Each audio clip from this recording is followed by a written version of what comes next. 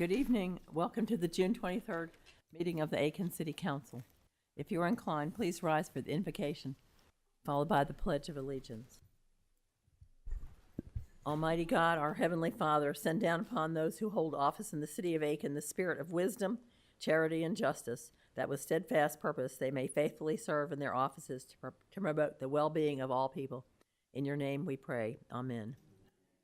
Chief, would you lead us in the pledge, please?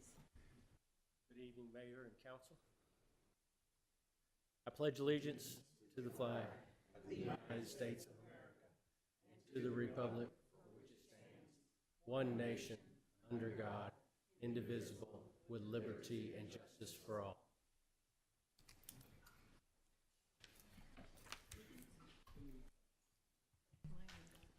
Before the meeting begins, I will review the guidelines. Meetings are public forums in which many opinions are expressed, and the business of the city must be conducted. As such, discipline, honorable, and professional decorum is paramount. Courteous and respectful communication is required. During public hearings, all questions and statements from the public shall be directed to the chair. If you wish to speak, raise your hand and I will recognize you. Please approach the podium and state your name and address at that time. In order to allow an opportunity for everyone who wishes to address council, speakers should limit their comments to the subject being discussed. Each speaker will be given 5 minutes to address an issue and may only address an issue once unless questions from council are posed to the speaker. During the non-agenda public comment section, each speaker has 3 minutes and can only speak once. We now move to additions and deletions to the agenda. I recognize Mayor Pro Tem Ed Girardeau for this agenda item. Thank you, Mayor. All right. Hope everybody's having a good day and stayed cool. Welcome summer. The longest day of the year was, I think, Friday, so the days are getting shorter. And in 90 days, that might make a difference and make it cool off. I don't know how that all works, but it certainly got hot over the weekend. All right, we do have one thing to add, or actually subtract from our agenda this evening. We're going to remove the approval of the minutes from the June 2nd, 2025 joint planning and city council meeting. The recorder got messed up and the minutes got messed up, so we're going to get that corrected, and we'll do it at our next city council meeting. And that is all, and I present the rest as a motion. Thank you. Do I have a second? A second, Madam Mayor. Councilwoman Broll, second. Councilwoman Broll, second the motion. All in favor? Motion passed unanimously. The minutes were provided to council for review prior to the meeting. Is there a motion for approval of the June 9th city council minutes? Councilwoman Diggs made the motion. And a second I may have from Councilwoman Price. Any comments and changes? All those in favor? Thank you. We have 2 presentations this evening, the first of which is a proclamation for Umoja Village. Councilwoman Leslie Price, would you please read us the proclamation for the record? Thank you, Madam Mayor. We have in front of me a proclamation for Umoja, the founders of Umoja Village. And that proclamation reads, whereas Umoja Village was founded on June 19th, 2020 by Donald Maurice Westby Sr. and Donna Moore Westby, who are longtime active residents of Aiken, South Carolina. And whereas although the vision for this model was inspired by God many years ago, the murder of Minneapolis, Minnesota resident George Perry Floyd Jr. became the catalyst Donna garnered for uniting approximately 85 primarily Aiken County blacks and African Americans to develop solutions to help eradicate racism and bias to create a more equal and inclusive environment within Aiken County and surrounding areas. And whereas originally named the village by Donna added Umoja to the name, which means unity in the African Swahili language to reflect the emphasis of this newly created organization. And whereas the collective work of those individuals became known as the Umoja Village Action Plan that was submitted to community leaders, thereby becoming the governing document for Umoja Village's path forward.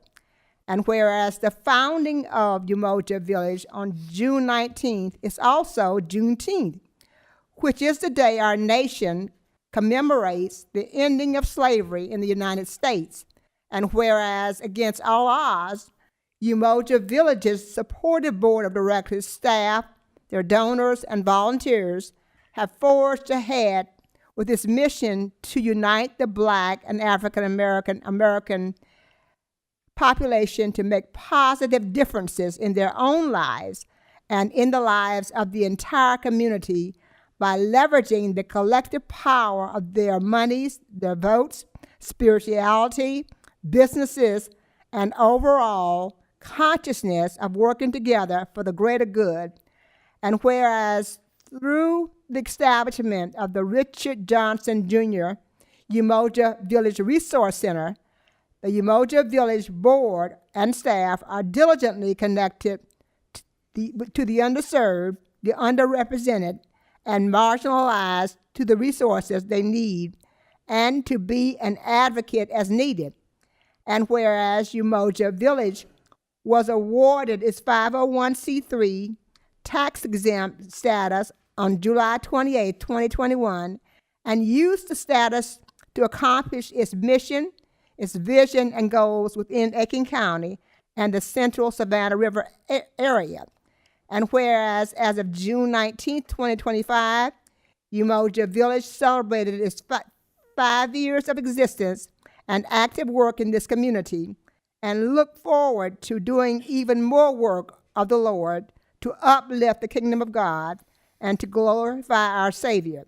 Now, therefore, I, Teddy Milner, Mayor, and the Council of the City of Aiken do hereby recognize Umoja Village for its 5th anniversary and positive work in the community, and wishes it continued success. It is signed by our dear Mayor, Teddy Milner, and all 6 of our council members. Thank you for a job well done. Thank you. Would you like to come up?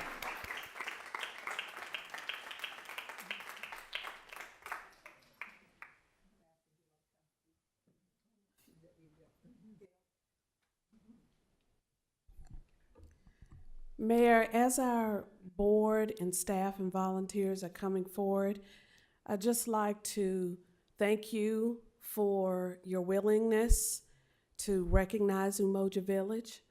Last year in 2024, we had 521 individuals to come through the doors of Umoja Village. Most we were able to assist, some we were not. But one thing for sure, not one individual had to worry about whether or not they would be judged by the color of their skin, the size of their bank account, what side of town they lived on, or any of those sometimes factors that presents barriers or judgment. And I just want to say that as you look within yourselves to decide whether or not you will support Umoja Village or organizations like ours, such as Eyes on Aiken and the Sugar Hill Association and others, that you will ask yourselves, what if it were me? What if it were my child or grandchild that needed a voice or was in an underserved population and needed services? How would I feel if someone said no because they had blue eyes or darker skin or red hair or did not have millions or even thousands of dollars in the bank? Umoja Village is very proud to indeed serve everybody. Of course, we focus on the underserved and the underrepresented and marginalized, because that is who we are, and we identify and can relate. Because of our connections and relationships that we've built over the years, we are blessed to serve this entire community. So, Mayor and the council, we thank you for this recognition. We look forward to continuing to serve, and we pray in the name of Jesus that you will see the need to partner with us in the future. God bless.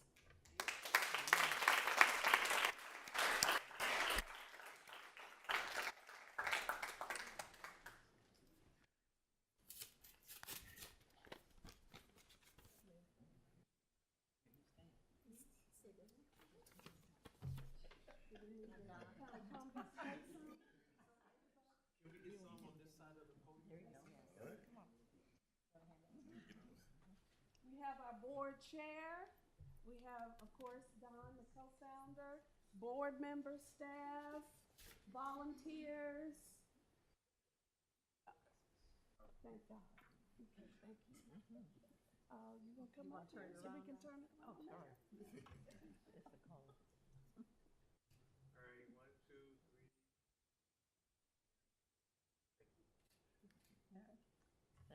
Thank you, my dear. Thank you.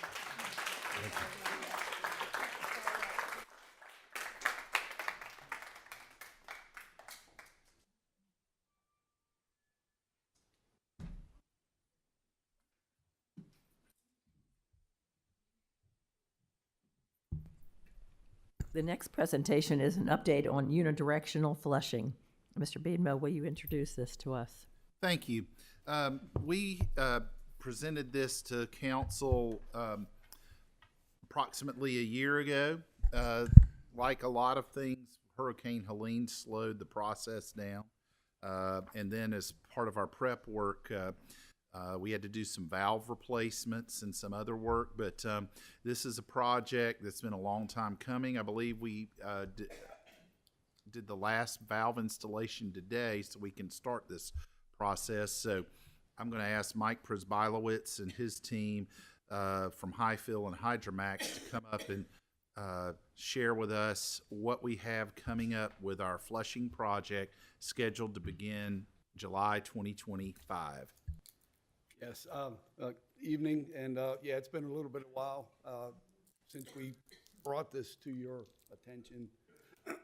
Of course, we've been flushing hydrants, as you all know, and we've moved from flushing them once every 3 years to flushing them every year to now flushing them basically twice a year. So with our system, the next obvious thing was to do our unidirectional flushing. Dave with Highfield Engineering Consultants is going to help with the presentation and give you an idea of what to expect.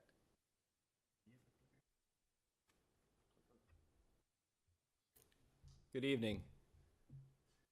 So yeah, the quick update, kind of where we have gone the last 6 or 7 months since our last report and where we're going. But just quick refresher, the unidirectional flushing, it's basically another means of cleaning your water mains by developing a series of flushing sequences.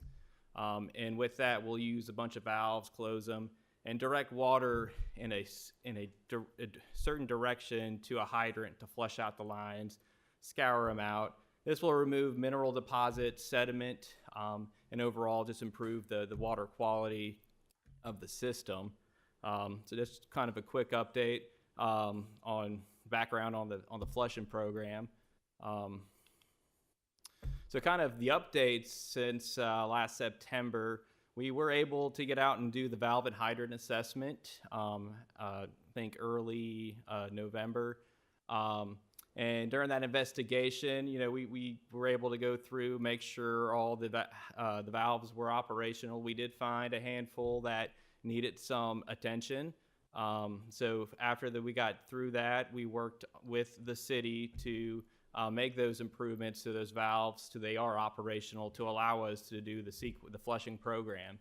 So we spent some time working on that, and then there was also some valves that needed to be replaced.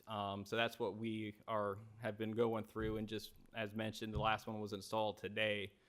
Along with the hydrant and valve assessment and the replacements of the valves, we were able to update the GIS locations of these valves to improve the system GIS data. And then we also spent some time with the flushing plan itself. We did make a couple changes to some of the valves since after the valve and hydrant assessment, just to make sure that we had some better options for valves that were operational, that we could use those and keep our sequences as close to as we originally planned. So we've gone through that process. That UDF flushing plan has been updated and revised.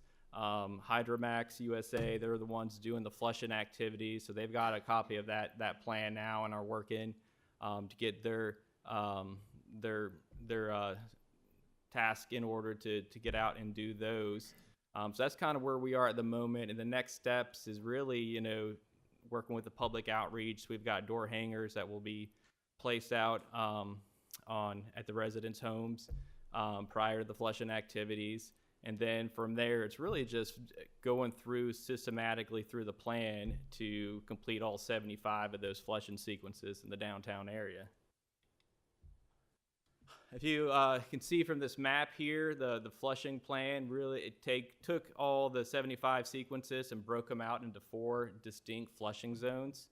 And this allows us to kind of develop a path through the flushing to flush from a larger line, cleaner water source, out from that to the smaller lines throughout the system. So in terms of schedule, what we've got is July 7th is when the flushing activities are going to begin. They're going to start with Zone 1 and Zone 2. They anticipate 3 to 4 days to get through those. And by the end of the week, they should be moving on to Flushing Zone 3. Flushing Zone 3 is a lot larger. It's probably going to take about a week to get through all that. And then once they get through Flushing Zone 3, they'll have another week or so on Flushing Zone 4, which is about the same size, maybe a little larger in terms of the number of flushing sequences than Zone 3. Things to expect during the flushing activities.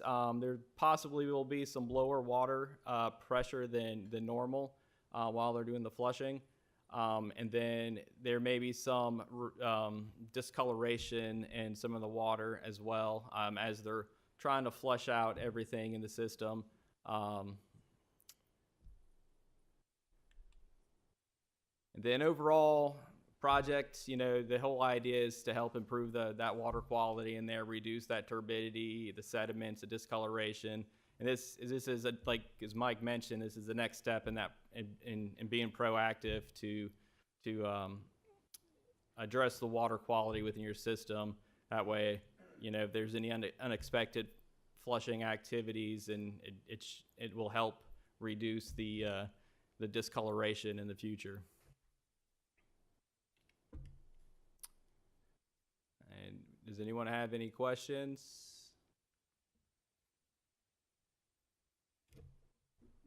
Nope. I'll hand it back over to Mike. Thank you.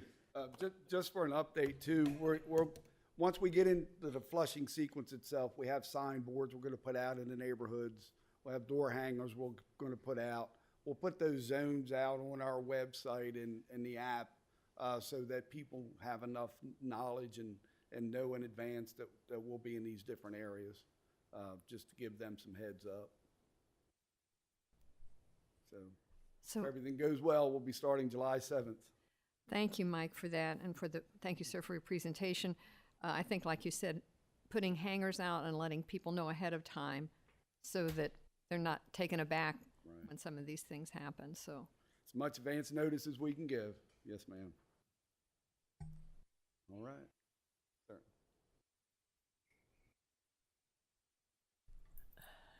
We now open the floor to public comments on non-agenda items.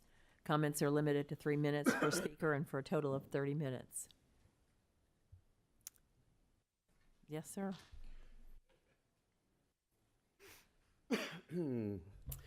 Kurt Johnson, 114 Brewster Way, Aiken, South Carolina, pastor of Lost Sheep Ministries. up here to give you an update of what's going on with our homeless community. This past 2 weeks, we have moved 3 people into apartments. We have moved, today we just moved 2 people into the shelter. And we are moving people into rehabs outside of town. So we are proactive in that part as well. We've got some things coming up. We've got an outreach on this Saturday from 10 to 1 at First Baptist Church of Aiken in the back parking lot. They will have showers. Some of the other things that you might not know about is the Salvation Army will allow people to go in and take a shower on Tuesdays and Thursdays from 9 to 11. We got that worked out. We are also able to give them showers in other places. All they have to do is be able to contact me, and I'll make sure they get a shower. That's one of the big things that we're going to see this, because it gets so hot. They sweat, they feel dirty, they act wrong sometimes because of it as well. So we're trying to build up a little bit with them. We're going to be out passing out water. Let's see what else. This Saturday, yes, ma'am. The 28th, 10 to 1, First Baptist Church of Aiken. That's about it. Any questions? Thank you. Oh, tomorrow's my birthday, so. Well, then we are twins, 'cause it's mine too. I knew there was something about it. Yeah, but you're a lot younger than me. You're not over 20. Yes. Did you, Mr. I'm gonna pay you for that. Good evening. Good evening, City Council. I'm Christina Q, the Chair of the Aiken County Democratic Party, and I just wanted to take a moment to first thank the Aiken Public Safety for their support for us doing the protest last Saturday, or 2 Saturdays ago. Was it third? Huh? What day was it? I can't remember. My days are rolling together. But I want to thank them for their support for us doing the protest. But I did want to just speak to a couple disparities that we experienced when we were coordinating the protest. We had put in our permit. It took us 2 weeks to receive approval for our permit, and we were planning our protest for several weeks for the Aiken County Democratic Party. It was also a nonpartisan protest as it was advertised. So everybody was invited to attend, no matter your political affiliations. But there was a counter protest that a permit was put in for that Friday before the Saturday of our protest, and it was approved within hours of their submission. And I did speak to the city manager, and I did bring it to the attention of some of the city council members, but I did just want to come and publicly acknowledge that, and also just during the political climate and the increasing security concerns that we have, the public safety will even tell you that it was harder to manage the 20 people that planned their opposition protest as opposed to the 1,500 of us that were there. And so they even acknowledged that it was, a lot. And there was almost an incident that happened, and that would have been a result of what I feel like poor decision making. And so just wanted to flag that for you all, and as we move forward, there's going to be more protests scheduled. And if we could just, coordinate to be in different locations, just given the security concerns that we have as the political climate is not getting any better right now, we would just very much appreciate that. Thank you for your comment. Thank you.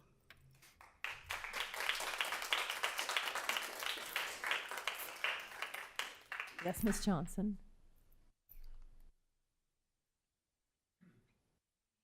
Good evening, Madam Mayor and Council. Linda Johnson, 515 Parkside Drive.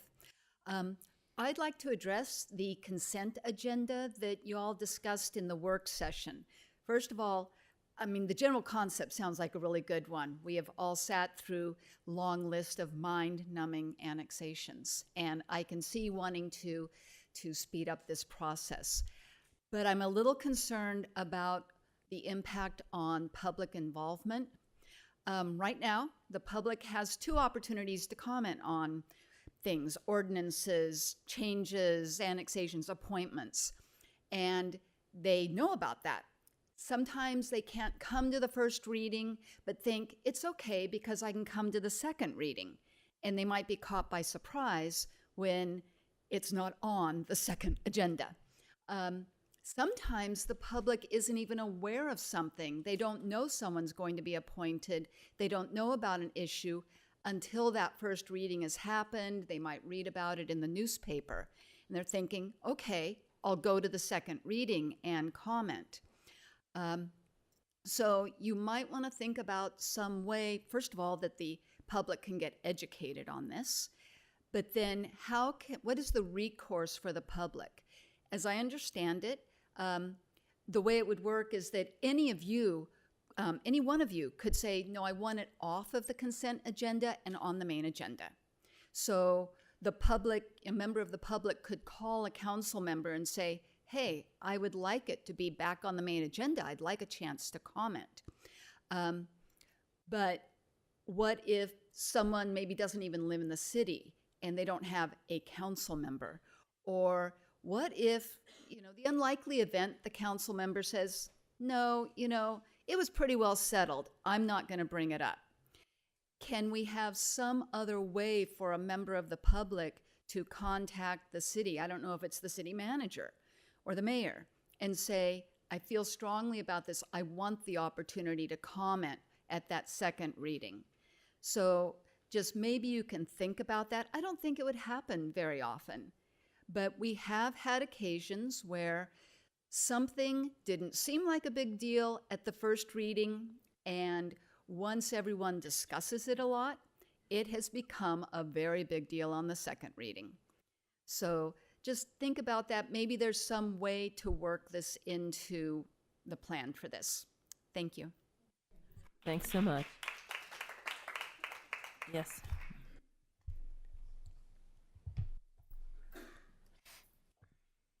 Good evening, Mr. Ellis. Good evening, Madam Mayor, Council, Jacob Ellis, Aiken, South Carolina.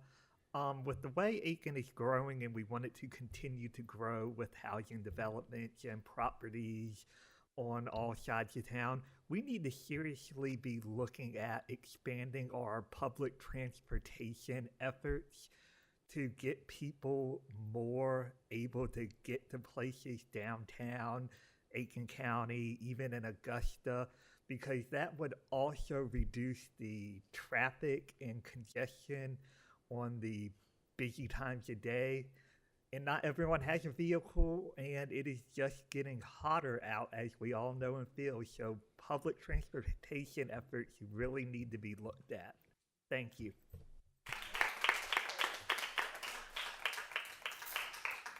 Anyone else?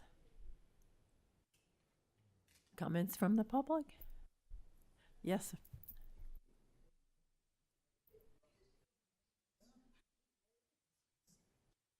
Good evening. Good evening. Hey, y'all. Madam Mayor, City Council, I just had to get up first of all to say congratulations to Emoji Village. Job well done.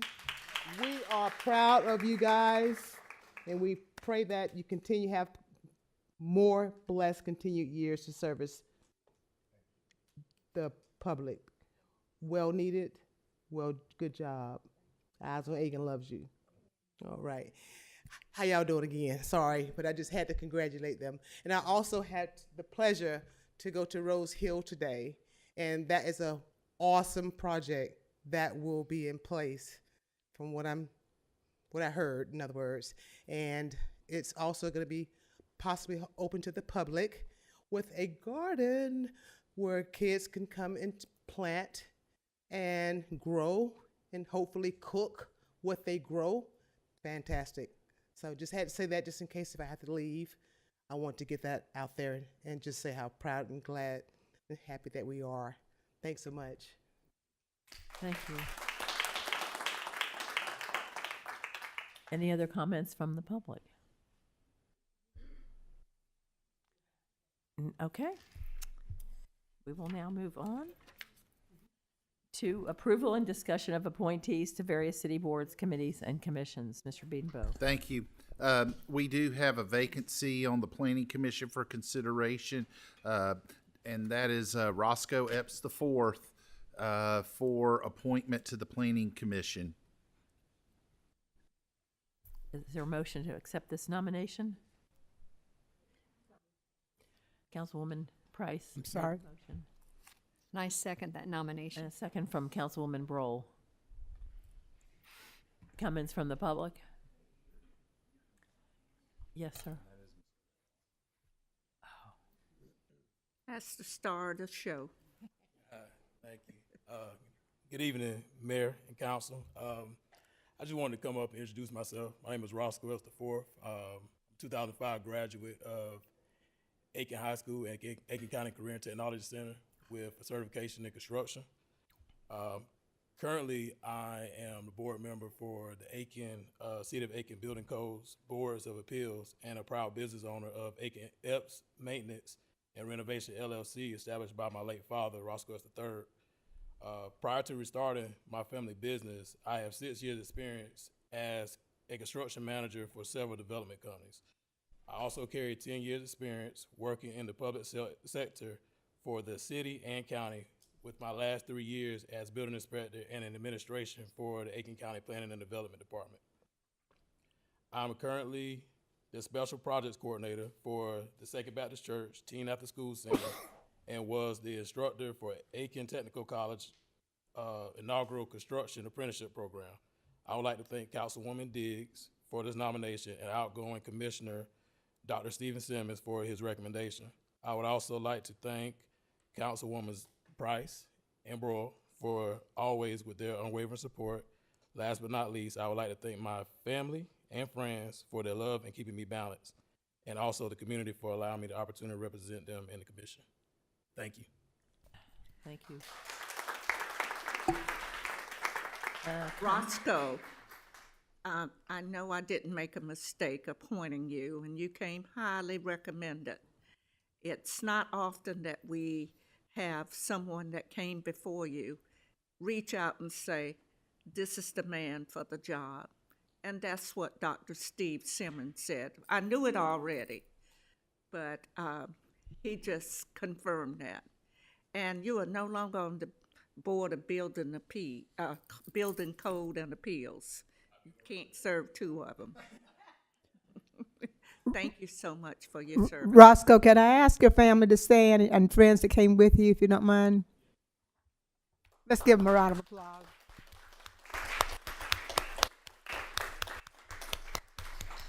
Even got his mom, Gwen, who was my classmate in high school. Thank you all for supporting him. He does an excellent job. Yes, and may I add one thing, Madam Mayor? Roscoe, I've observed you, and I know that everything you do to the best of your ability. So I know you'll do the same on Planning Commission. Thank you. And I do want to recognize Chris Emanuel. That's your bud. That's your best friend. The two of you rely on each other. So, Chris, we're glad to have you as well. Thank you. So all those in favor? It's a unanimous pass. Thank you.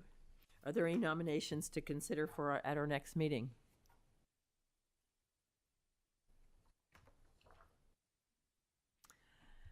Next, we have second reading and public hearing of an ordinance to annex 1206 Pine Drive Northwest and zone it RS10 residential single family. Mr. Beaver. Thank you. It is an ordinance to annex property located at 1206 Pine Drive Northwest and to zone the same residential single family RS10. It is approximately a third of an acre, and the zoning requested is consistent with surrounding uses. Those present at the May 13th Planning Commission meeting recommended annexation in zone RS10, and council approved it on first reading June 9th. It's before you for second and final reading.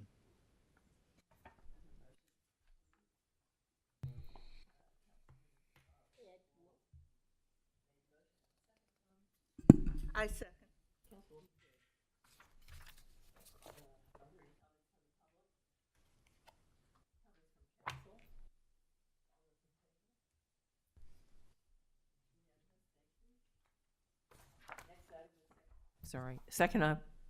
Next item, for second reading and public hearing of an ordinance to annex 744 Collins Avenue and zone it RS 15 residential single family. Mr. Beanbo. Thank you, Madam Mayor. It's an ordinance to annex property located at 744 Collins Avenue and zone the same residential single-family RS-15, approximately 1/1700ths of an acre.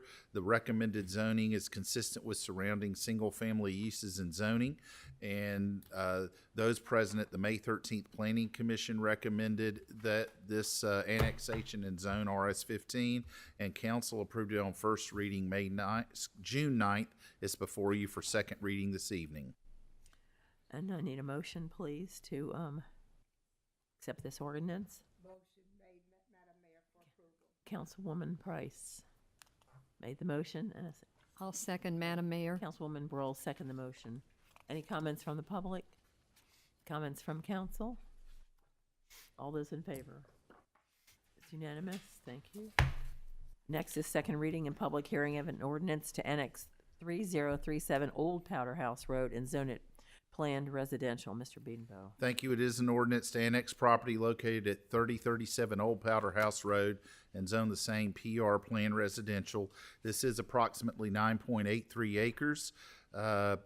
It is consistent with surrounding residential uses and zoning. It is a multifamily development contiguous to Powder House Landing. Those present at the Planning Commission unanimously recommended annexation and zone plan residential, and the council approved it on first reading June 9th. It's before you for second reading this evening. Thank you. Is there a motion? So moved, Mayor? Councilwoman Gregory? I second. And was that Councilwoman Diggs? Second the motion. Any comments from the public? Yes, sir.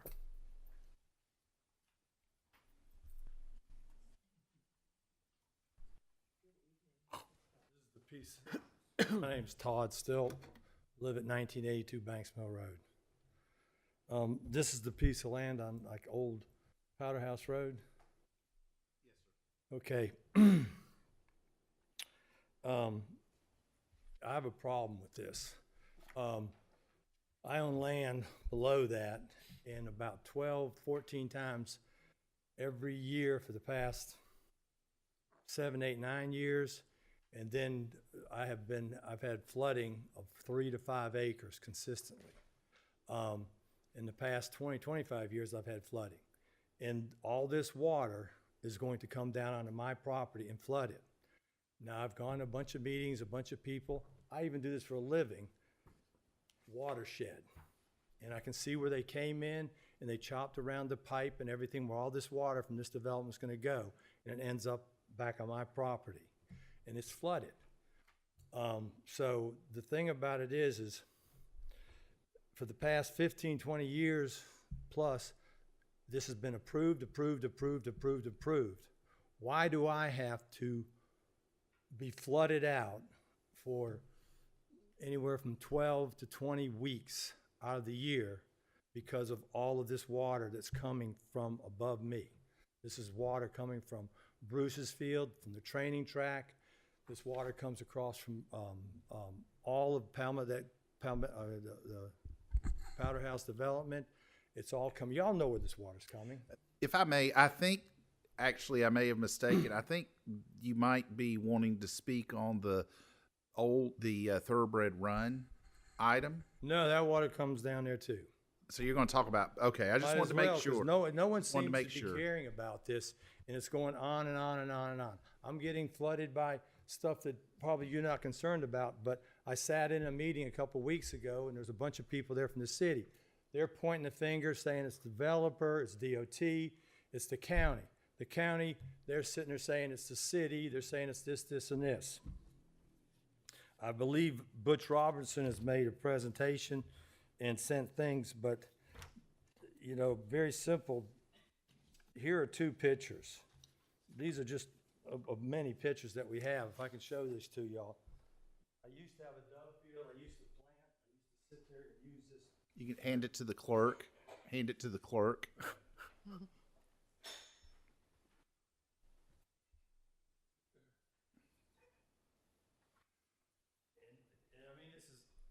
to put this in perspective, if all y'all live in the city of Aiken and you're take 4 acres, let's just take 4 acres of land, left, right, behind, and around you, and just think if 12 times a year for 4 to 5 to 10 days at a time, that property, all that 4 or 5 acres, is flooded with 2 to 4 feet of water.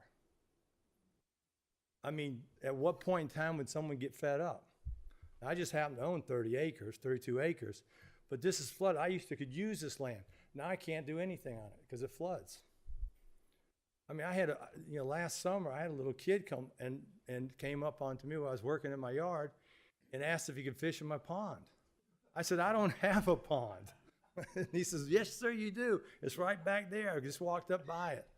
And what happens sometimes that water doesn't get here for 2 or 3 days or maybe even a week before it comes. And then in the same meeting a couple weeks ago, the city's building these 2 gigantic ponds that are going to handle the water on the other side of Powder House Road, and they're under construction. All that red water came down onto my property. I got drone pictures of it. So the thing about it is, like I said, this game's been played. It's already been played. And so everybody's approving this. The city's approving it. The city council's approving it. The county's approving it. Everybody's just allowing this to happen. We can let this watershed go. We can let so much go.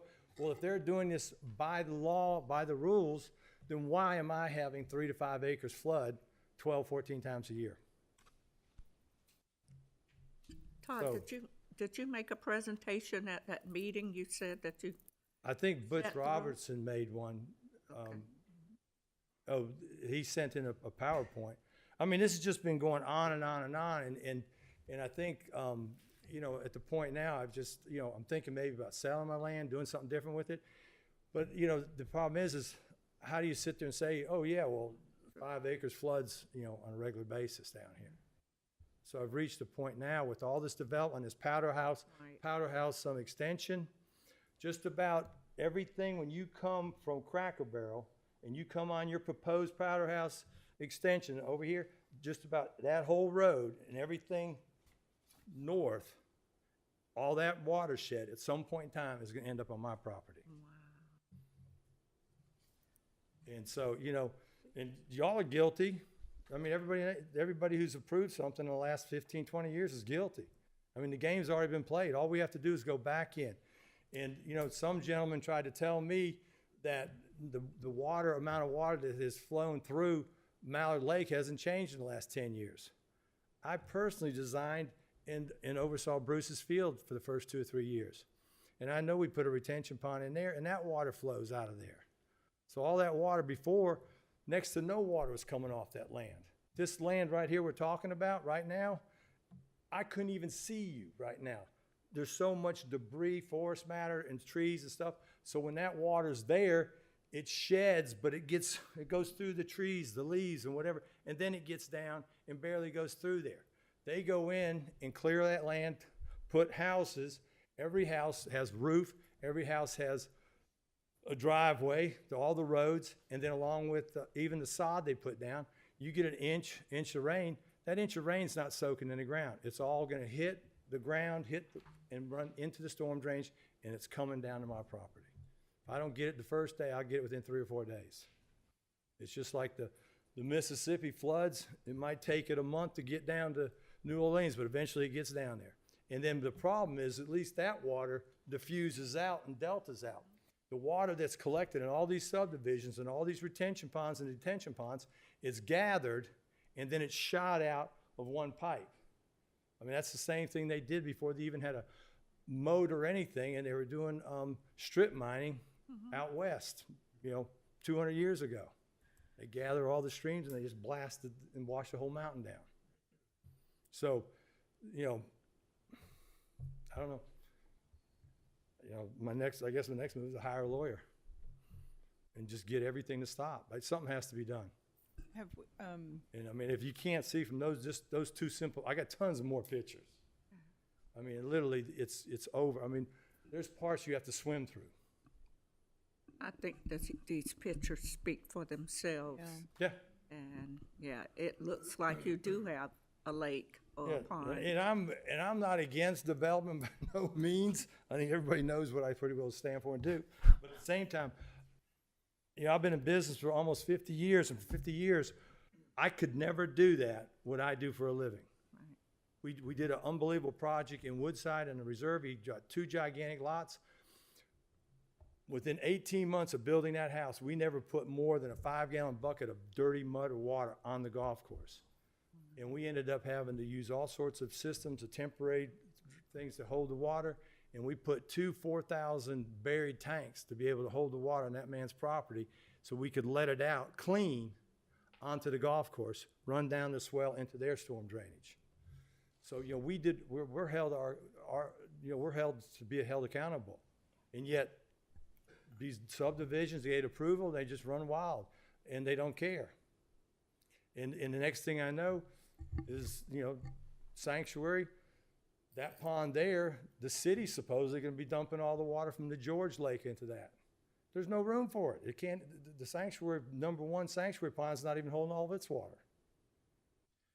And so Gary Buckert, or whatever his name is, he's something on TV the other night, and he says, the water's just going to be going underneath Powder House into a pond. Well, it's going into a retention pond.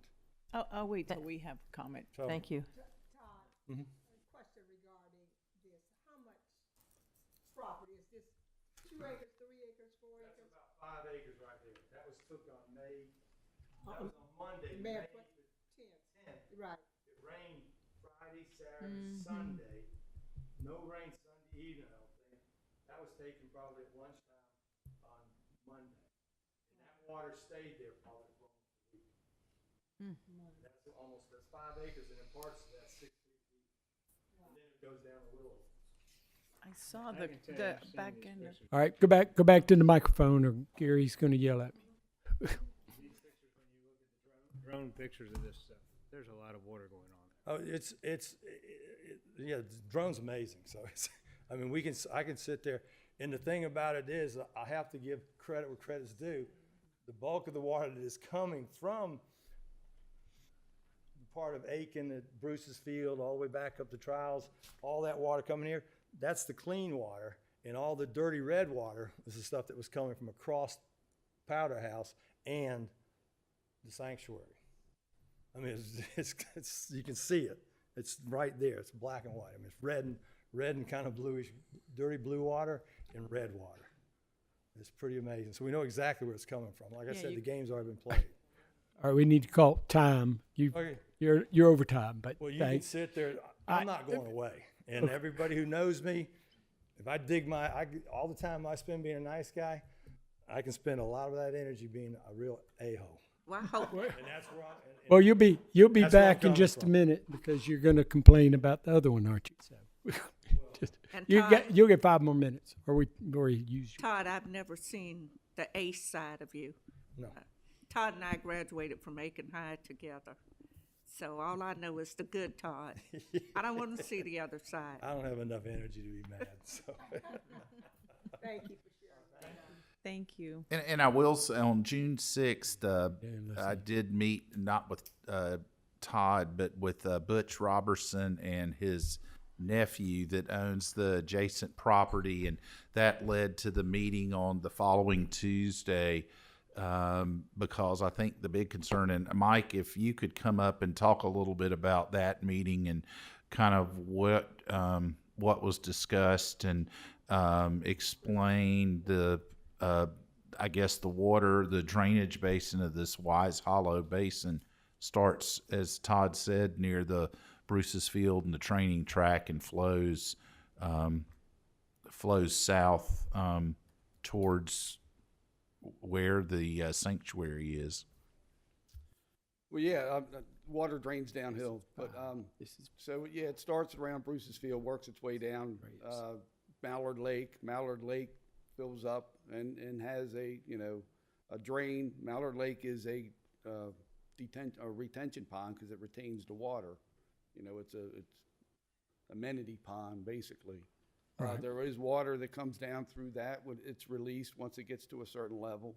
But it's been the same water that's been released since the pond's been built.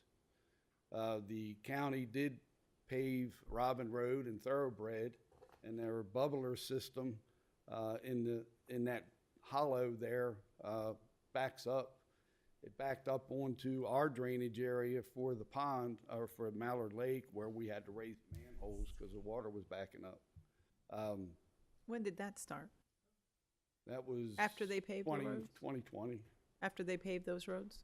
Well, before that, but then it got worse after they paved the road. Of course, you know, there is a portion of Powder House Landing that has a pond near the road, and the overflow for that, you know, goes downhill. But we, you know, our MS4, our stormwater ordinances are, you know, tighter than most. It's not going to, you know, displace more than it was doing before development. Now, there's not been a lot of real development in that area other than Bruce's Field and some of the extensions of Powder House Landing. Yeah, there was that heavy rain we had where they started clearing for the South Centennial Extension. Some of that clay did come out across the road and got down into that property. Since then, they've grassed that area. They put check dams in to keep the water from where they started disturbing the area for the Powder House Extension. They're building 2 ponds there to carry the runoff from the road, from the new road. The ponds are almost built now, and the drainage structures are in. I don't, you know, the water's going to go where water's going to go. Have we had more rain? Sure. You know, we had the flood, we had the hurricane, we had the flood after the hurricane, we had some heavy rains. May is the wettest month since November when we had the rains after Helene. We see that in our sewer bills from the county. But yeah. In this particular item, I want to ask Maria, this is just to annex existing multifamily. This is not to build new construction. It's just annexing the property. Correct. So it's not going to create more impervious surface, and it's just annexing contiguous property only. Now, the one that's later, that is a different discussion, but this is just not going to see any new construction. They're just indicating they want to annex into the city. That's correct. Mike, can I say something? Understand is that this is a problem that just didn't start yesterday. Is that right, Mike? It's been occurring. Oh, I mean, you know, the water goes under, you know, the Powder House, Banksville, that whole area, you know, part of College Acres, you know, that whole area's in a hole. The county just approved, I guess, one piece of this Wise Hollow Basin improvements for stormwater. I know they're purchasing some property, I believe, to put in some retention Behind Hobby off of Lobby. Athol. Yeah, behind Hobby Lobby and off Athol. I've been living there since 1984. So I got personal history that I can back. Yeah, but I'm kind of curious, Mike, if you don't mind, when did this extreme flooding start? Like, I feel like I need to be educated in this because this is the first I'm hearing about it. And so, I mean, I know that you guys had, November. I know that you guys had meetings And and then May. whatever the case may be, but me personally, I'm just kind of educating myself. I just feel like I need more information. I'd like to know, like, maybe timelines. Like, if you've been there since 1984 and this stuff started 3-4 years ago, no. or you said 7 years. Yeah, before that. Worse and worse and worse over the years. Got a little bit better during a 2 or 3 year period of time when the city tightened up on a few things, but then it reverted back to flooding aggressively again. Yeah. You can Google maps for the last 10 years. So with all due respect, or just in keeping with, you know, our meeting criteria, I'm just going to direct everything towards Mike. But I would like more information, and this is a perfect example on a consent agenda item. For example, I'm going to bring this up because this is a perfect example of nobody showed up for the first reading, and we all approved it. And now here you have concerns. This is only annexation, but we're about to move on to another second reading item. And so I just want to make sure that the public always has an opportunity to speak, but I just needed to say that. My thing is, I just need a little bit more information, Stuart, and colleagues, on what's driving the increased flooding. I mean, there has been big storms, there's been a ton of rain, obviously flooding is going to be up, but when did this start? You know, I heard 9 years, I heard 7 years, I heard worse in the 2-3 years. What's driving that? And just what is the city, if it's a city development, that's the next item, we'll talk about that then, or the county, what's being done to remediate or limit? Because obviously the flooding's been happening for 20 years or 30 years or whatever, but what's being done to alleviate increased flooding for that property? I just feel like I need some education there. So you want me to start now? No, I feel like we need time. I'm assuming you need time to get all that stuff together. I mean, some of it could be described now because it has been studied quite a bit. I know the county has been working on this, and I can remember a former county councilman who used to be on this board said it was an issue when he was on county council from the mid '90s to the early 2000s. So this, and as Mr. Stilp said, well, I mean, I guess it would depend on who the affected property owner is, but I know the late Mr. Ray that lived on Powder House, his property would always get flooded right there, kind of near where the utility line right of way is, as the water drifted over Powder House Road during heavy precipitation. It's been going on as long as I can remember. Okay. Going back to even in high school. I mean, Todd's been here longer than me. 84 notwithstanding, even before that. We used to hear about the flooding over on that side. It used to flood the backside of Converse Drive in College Acres, which is further downstream. There's a lot that's converging on that side of the road. And again, it's an issue that, as Todd just alluded to it too, there's been some days, some years it's not as bad as others. We have drought. Obviously, you don't get a lot of flooding. We've had quite a bit of rain for the last month, 2 months, whatever it's been, going back to the hurricane, and then it didn't rain for 40 days and 40 nights, and then it deluged, and we had the problem over on the other side at Woodside in Springstone, washed out the dam at Springstone again, a second time. Right. So it's not just this side of the road, it's that side of the road. Rain is a constant issue, and when you have the valleys that go down the backside of Todd, I can vouch for Todd. I know that's been happening. And then it goes on through Willowwood, on down to Mallet Hill, on down. It goes on and on and on.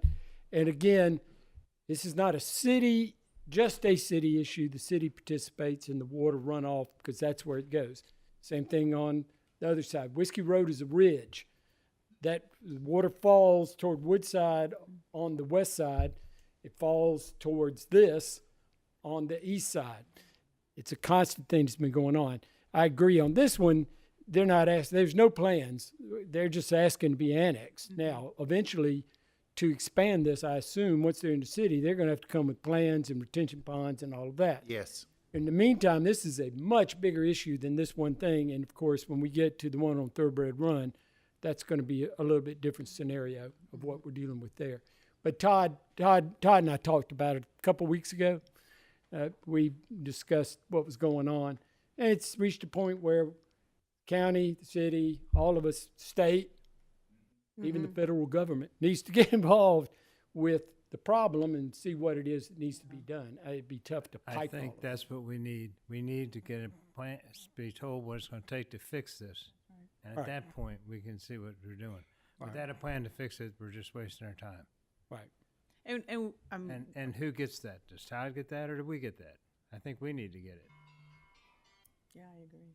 It should, if we should get it, and we should be working with the county on it. Well, of course, there's all kinds of things the county and the city work together. We are working with them, or we're getting an answer how to fix it. We are working with them.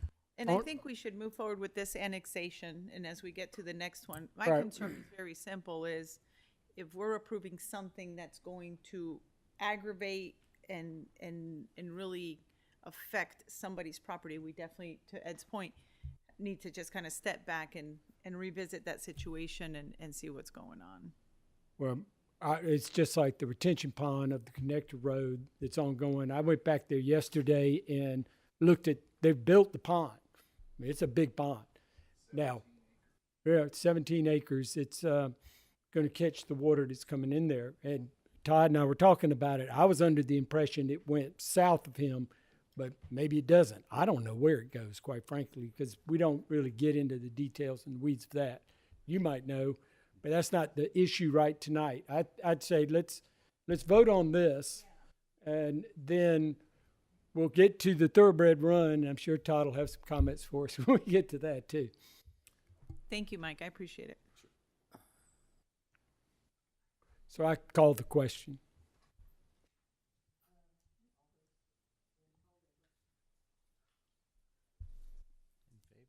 Yeah, all those in favor, right? Yeah. What are we voting in favor to annex it? Just to annex it.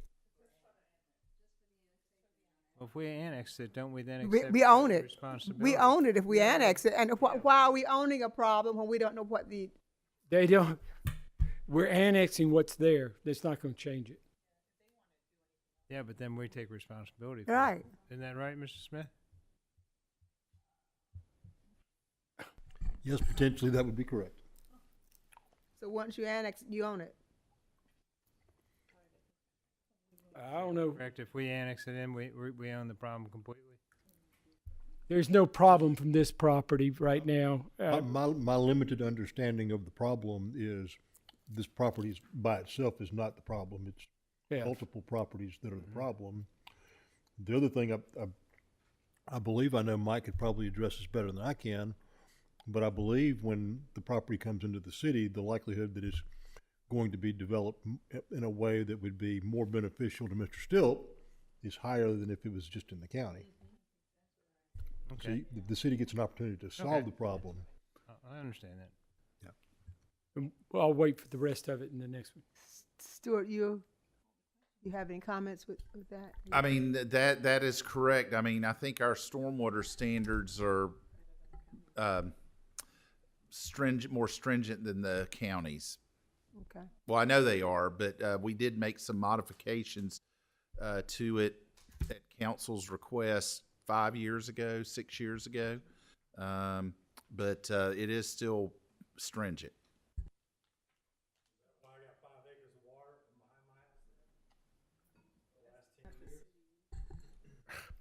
Well, you said that some of it's coming off of Bruce's Field, which is in the county. It's an ongoing question, Todd. You realize it's not going to be answered by that. Okay. Well, all right. Okay. Point of order, I think my colleague called a question, and when that happens, we are to take a vote, and we didn't do that. That's correct. All those in favor?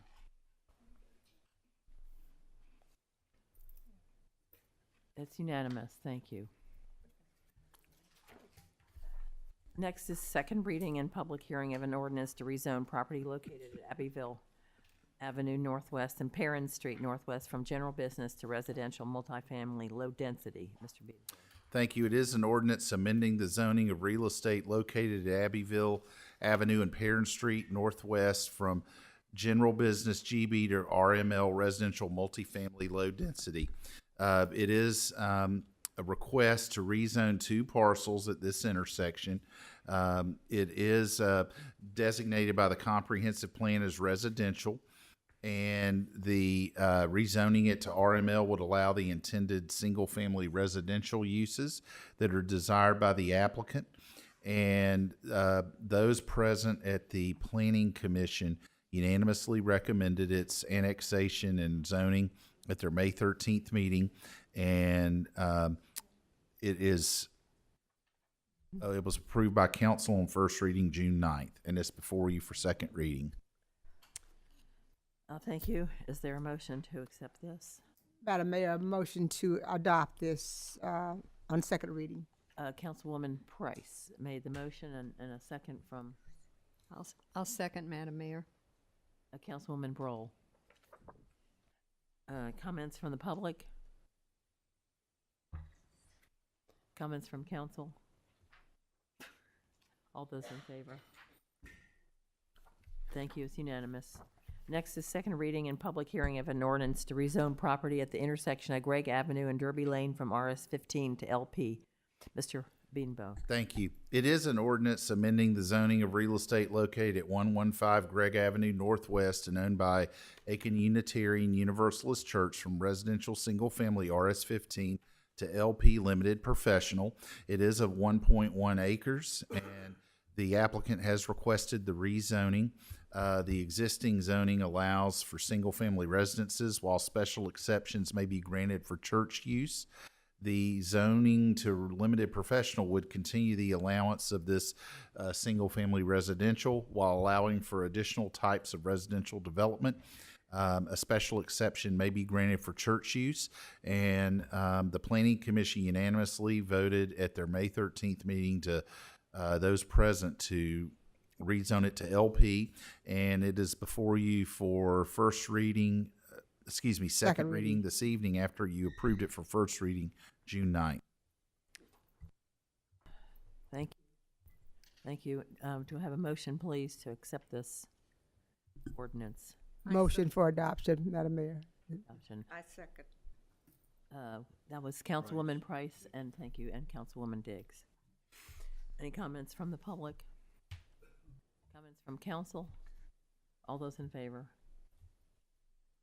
The motion passed for the hearing press. Next is second reading and public hearing of an ordinance to rezone property at 1725 Whiskey Road from general business to planned commercial and improve a concept plan. Mr. Beatonville. Thank you. It is an ordinance amending the zoning of real estate located at 1725 Whiskey Road from GB General Business to Planned Commercial PC and approve a concept plan. This is the former Zaxby's restaurant at Taylor and Whiskey, and it is currently a vacant building that has a drive-through facility, and there would be a reconfiguration of the parking lot, circulation, improvements to landscaping. The concept plan shows 26 parking spaces, which will allow for 78 seats. Existing access to the site will be maintained. We will have a ride-out only driveway onto Whiskey. Full access on Taylor. The application states that, the current driveway width is excessive for a one-way drive. The application states an intention to retain all three existing trees and plant 2 trees along the Whiskey Road frontage with shrubbery. There is no indication of a freestanding sign location. There's currently a sign pole near the Taylor Street corner, but a monument sign would be required under planned commercial. The park, in addition to the minimal building, parking, and landscaping improvements, it will improve the dumpster enclosure to meet current code standards. The existing drive-through will have a 9-car stacking for you, for customers, and it will install a grease interceptor system in compliance with current standards. And the traffic study would not be warranted due to it not meeting the minimum threshold of trips during the peak hour of noon to 1 daily, or weekdays. And the Planning Commission, those present, unanimously recommended the rezoning to planned commercial. And the council heard this at first reading, and it's before you for second reading. Is there a motion, please? So moved. Councilwoman Gregory. I second. And a second. And a second from Councilwoman Broll. Comments from the public? Comments from council? All those in favor? Unanimous, thank you. Next is second reading and public hearing of an ordinance to rezone 16.21 acres at Sunday Avenue Northeast and Jake Place Northeast and approve a concept plan. Mr. Beatonville. Thank you. It is an ordinance amending the zoning of real estate located at Sunday Avenue and Jake Place from residential single-family RS10 to planned residential PR and to approve a concept plan. This is approximately 16.2 acres. The applicant is requesting the rezoning to planned residential PR along with approval of a concept plan for 144 multifamily dwellings and 6 buildings with a clubhouse office. People will have access from Sunday Avenue via an improved Jake Place, which currently is a private street. Since this is a PR zone, concept plan must be reviewed and approved by City Council. The comprehensive plan designates this area as residential. Adjoining properties have the RS10 zoning with single-family dwellings nearby and a telecommunications tower and a church. And this is currently an undeveloped parcel. And of the 144 multifamily dwellings, the developer expects 18 one-bedroom, 78 two-bedroom, and 39 three-bedroom, and 9 four-bedroom. And you're looking at 840 to 1,375 square feet, 231 parking spaces, which is 15 more than required. And then one access point is proposed off of Jake Place, which is a private road, as mentioned earlier, off of Sunday. And the open space would be 43% of the acreage. And they have proposed some passive and active recreation amenities. And the council was given this after those present at the Planning Commission approved it unanimously at the May 13th meeting, and council approved this at first reading on June 9th. It's before you for second reading. Thank you so much. Is there a motion? Ed has recused himself, just for information. Okay. Did you, Ed Waltz, Councilman I'm Waltz? sorry, is Ed that- Wills. Forgive me. because I actually looked at my chair. Yeah. Do I have a motion from someone, please, in a second? Councilwoman Diggs. She made the motion. Sorry, speechless. And the second from, I'm good. Now, I thought Kay was going to second. I need a second. Second, I'll second. Okay. Councilman Ed Girardeau made the motion. Any Approve of- comments from the public? Comments from council? All those in favor? Thank you. Passed. Next is second reading and public hearing of an ordinance to rezone 19.04 acres at Rutland Drive and DuPont Drive from residential single-family to planned residential and approve a concept plan. Mr. Beedenbow. It is an ordinance, Madam Mayor and Council, amending the zoning of real estate located at Rutland Drive and DuPont Drive from residential single-family RS10 to planned residential PR and approve a concept plan. Again, this is on approximately 19.04 acres. It's 192 multifamily dwellings and 8 buildings and a clubhouse. It does, like the prior, require a concept plan and PR zoning. Given the use, you're looking at 24 one-bedroom, 108 two-bedroom, and 63 bedroom units, ranging from 774 to 1,198 square feet. 290 parking spaces, which is 2 more than required. The development will need approval from DOT for the proposed access to Rutland and DuPont drives, and the concept plan indicates that you'll have 11.08 acres of open space out of the total of 19.04, which equates to 58%. Half of the required open space must be enhanced for passive or active recreation. The traffic study will be required since you're looking at peak afternoon trips of 103, which is just slightly above peak hour trips for the requirement. The Planning Commission at their meeting on May 13th those present unanimously approved this, and with conditions read into the record at the last meeting, and council approved this on first reading on June 9th. It's before you for second reading. I so move. I will second that motion, Madam Mayor.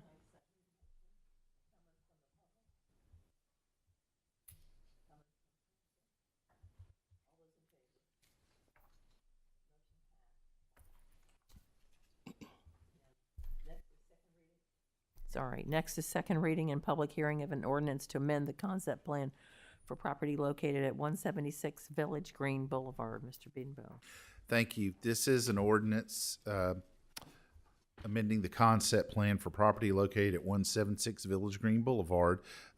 This is an amendment to the concept plan and for a signage waiver for the park site at Village Apartments.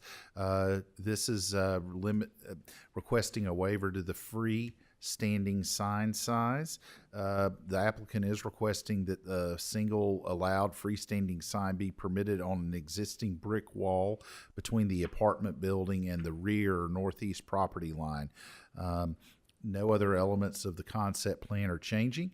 Council approved this at the June 9th meeting and it is before you for second reading this evening. Thank you. Do I have a motion, please? I so move, Madam Mayor. Councilwoman Broll made the motion and a second. I'll second. Councilwoman Gregory second the motion. Comments from the public? Comments from council? Like Madam Mayor, as I said in our first reading, to me this is much less offensive than a freestanding sign or a monument sign or whatever. I think it's an improvement, actually. All those in favor? It's unanimous. We note that Councilwoman Diggs or Price is not here.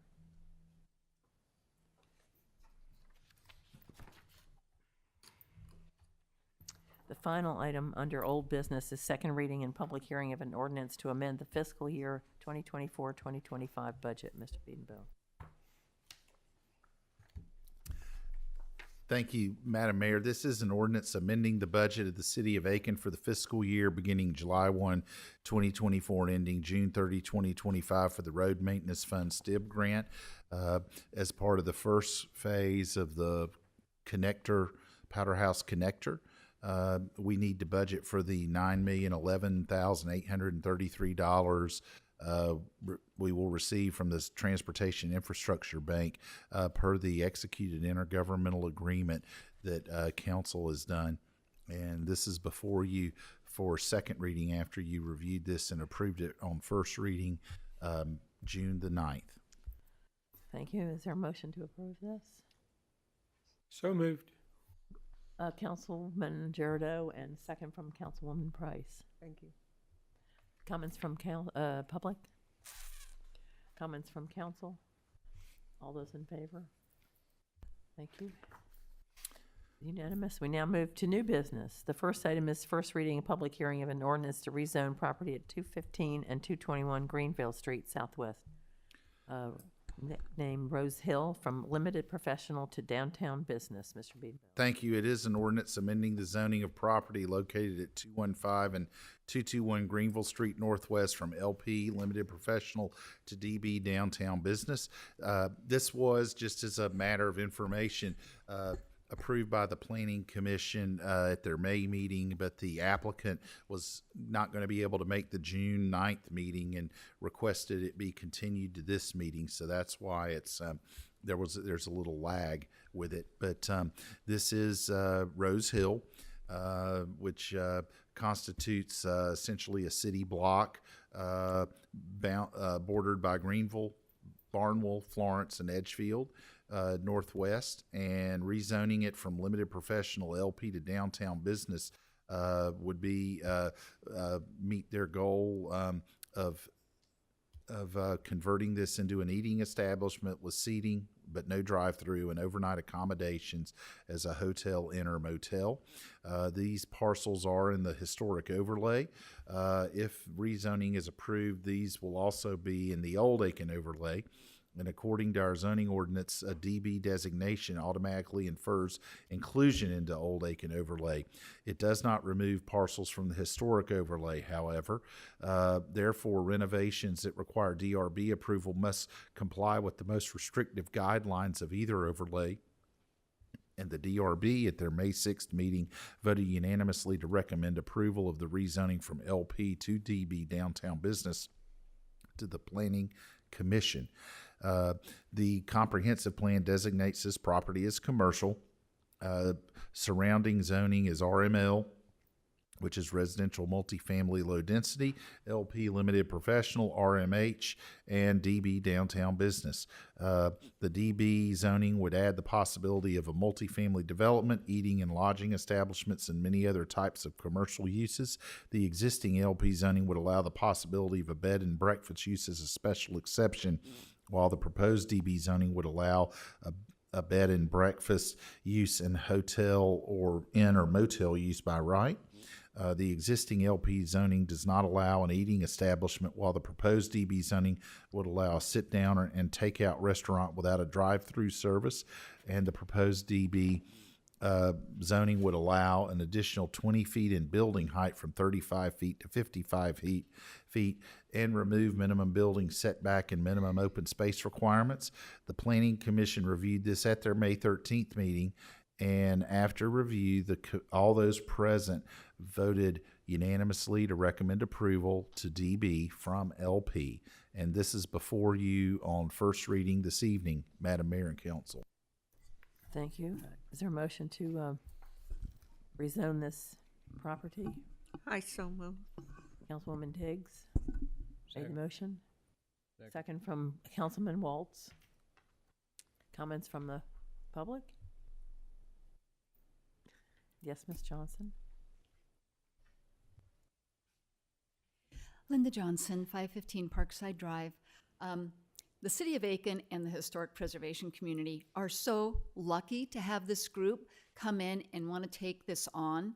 This is a whole block with multiple historic buildings, and it's not an easy thing. You know how we've gone through several different owners who've tried to do different things with it.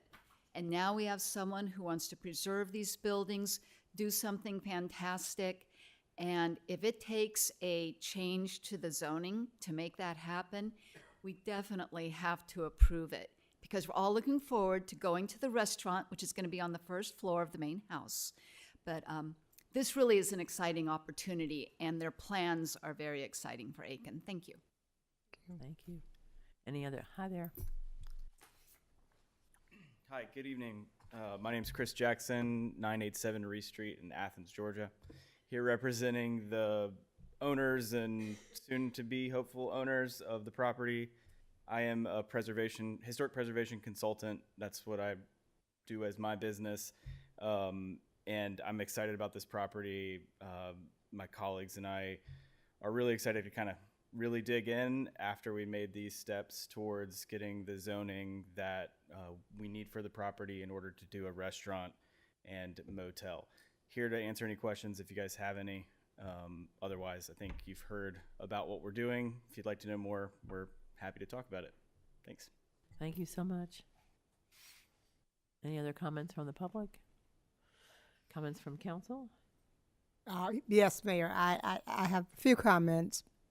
And I want to thank Linda for your special interest in this development and changes that are being proposed, but also Barbara Morgan as well and her input. And several of us on council have been out to visit the location. Kay was out today. And the two Chris that are in the audience was there to welcome the visitors. It was a great turnout today at Rose Hill just to see what was coming and to meet Chris and Will and the other staff members of the team. And they're very excited, especially what is being proposed for the improvement of the grounds, the buildings that are there. They can't wait to see this move along. So I thank you for your special interest, not only the people, because you didn't have to pull that group together from different communities to come in and visit and ask questions. Very kind of you and thoughtful, but also shows the level of care you have in the people's interest in this town. So thank you so much. I'm happy as one who has to patrol this a little bit in the district to be a part of this district change. Thank you so much. Thank you. Any other comments from council? I will just echo what Councilwoman Price said. I met you all today, got a chance to talk to you a little bit about it. I know you're just in the initial stages. Things are sort of, what shall we say, in flux. You may change things, but I'm excited. I think I shared with you, my son was married there, so it holds a sentimental place in my heart, but, and it's a full city block, as it is. We're talking about an opportunity to do something really nice. And thank you very much. Thank you. All those in favor? It's a unanimous vote. Thank you, gentlemen. The next item is first reading and public hearing of an ordinance to annex 130 Linwood Drive and zone it RS15. Mr. Biedenbow. Thank you. It is an ordinance to annex property located at 130 Linwood Drive and zone the same RS15, residential single family. It's approximately 39/100ths of an acre. It is in the Pinehurst subdivision. The zoning requested is consistent with surrounding single-family uses. The Planning Commission reviewed this at their June 10th meeting. Those present unanimously recommended annexation in zone RS15. It is before you for first reading. Thank you. Do I have a motion, please? Madam Mayor, I so move. Councilwoman Broll made the motion, and a second from Councilwoman Gregory, second the motion. Comments from the public? Comments from council? All those in favor? Unanimous, thank you. Now we will have first reading and public hearing of an ordinance to annex 424 Jehosi Drive and zone it RS6. Mr. Beeden. Thank you. It is an ordinance to annex property located at 424 Jehosi Drive and zone the same RS6 residential single family. It's approximately 1,800ths of an acre, zoning RS6, which is consistent with the surrounding uses in the Governor Aiken Park subdivision. Those present at the Planning Commission unanimously recommended the vote for the annexation and zoning, and the applicant, as a matter of personal interest, said that her father used to work for the mayor in the past. So this is before you for first reading this evening. Thank you. Is there a motion to accept this? I so move. Councilwoman Diggs Second, Madam Mayor. and Councilwoman Price second the motion. Comments from the public? Comments from council? All those in favor? Unanimous, thank you. Next is first reading and public hearing of an ordinance to annex 1700 Park Avenue and zone it light industrial. Mr. Biedenbow. Thank you. It is an ordinance to annex property located at 1700 Park Avenue Southeast and zone the same LI light industrial. This is approximately 1.94 acres. The requested zoning is consistent with the surrounding uses and zoning, and it is currently a service repair garage, which has frontage on Richland Avenue East as well as Park Avenue Southeast with the address of Park Avenue. Those present at the Planning Commission unanimously recommended the annexation and zoning LI. And it's before you for first reading. Thank you. Is there a motion to accept this? So moved, Madam Mayor, please. Councilwoman Price made the motion. I'll second, And a Madam second Mayor. from Councilwoman Broll. Any comments from the public? Comments from council? All those in favor? It's unanimous, thank you. Next, we have first reading and public hearing of an ordinance to annex 948 Doherty Road and zone it GB General Business. Mr. Biedenbow. Thank you. It is an ordinance to annex property located at 948 Doherty Road and zone the same general business, GB. This is approximately 91/100ths of an acre. It is, the recommended zoning is consistent with uses along this section of Doherty Road. It is currently the site of a beauty salon business. This would introduce city zoning designation and standards to this section of Doherty Road. The GB zoning would allow the current use as a hair salon and continue without creating a non-conforming use. This current use and any future commercial development on this property will likely have minimal impact on current traffic conditions given the limited size of the parcel. Those present at the Planning Commission unanimously recommended annexation, and it is before you for first reading this evening. Thank you. Is there a motion to accept this? So moved, Mayor. Councilwoman Gregory made the motion, and a second from I'll second, Madam Mayor. Councilwoman Broll. Comments from the public? Comments from council? All those in favor? Thank you. Unanimous. The next item under new business is first reading and public hearing of an ordinance to annex 950 Doherty Road and zone it RML, residential multifamily, low density. Mr. Beebe. Thank you. It is an ordinance to annex property located at 950 Doherty Road and to zone the same RML, residential multifamily low density. This is approximately 1.38 acres. It's a single lot with two houses. This zoning is consistent with two houses on the property and the adjacent duplex development, and multifamily residential is consistent with the current county zoning designation. Those present at the Planning Commission unanimously recommended at their June 10th meeting the annexation and zoning of RML, and it's before you for first reading this evening. Thank you. Is there a motion to accept this? I so move. Councilwoman Broll and Councilwoman Gregory second the motion. Thank you. Any comments from the public? Comments from council? I just think these are good because we're closing up those donut holes. Yes, absolutely. All those in favor? It's unanimous. Thank you. Next, we have first reading and public hearing of an ordinance to rezone 620 Lawrence Street Northwest from GB, general business, to and also RS10, residential single family, to general business. Mr. Beanville. Thank you. It is an ordinance to rezone property located at 620 Lawrence Street Northwest from residential general business GB and single family RS10 to GB general business.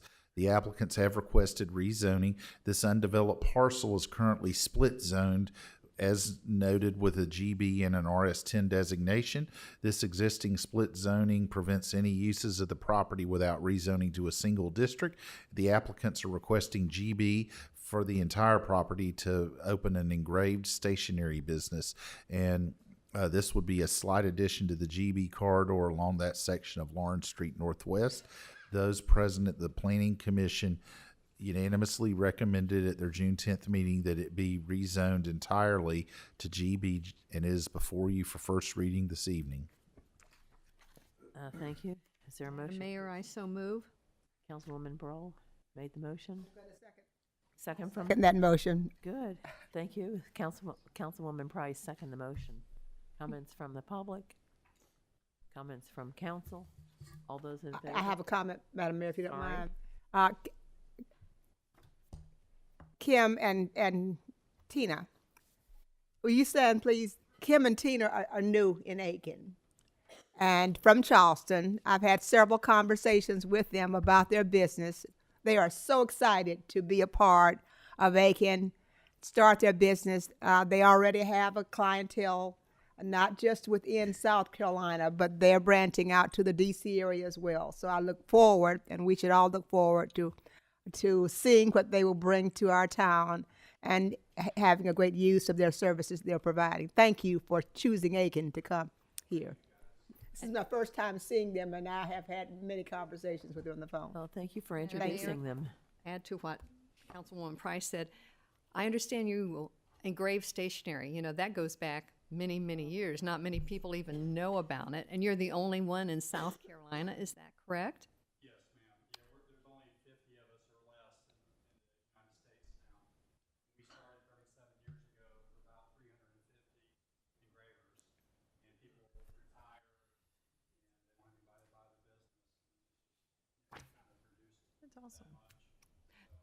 So, That is the ultimate engraved stationery. Thank you so much for having your business here. We welcome you. And welcome to Aiken. Thank you.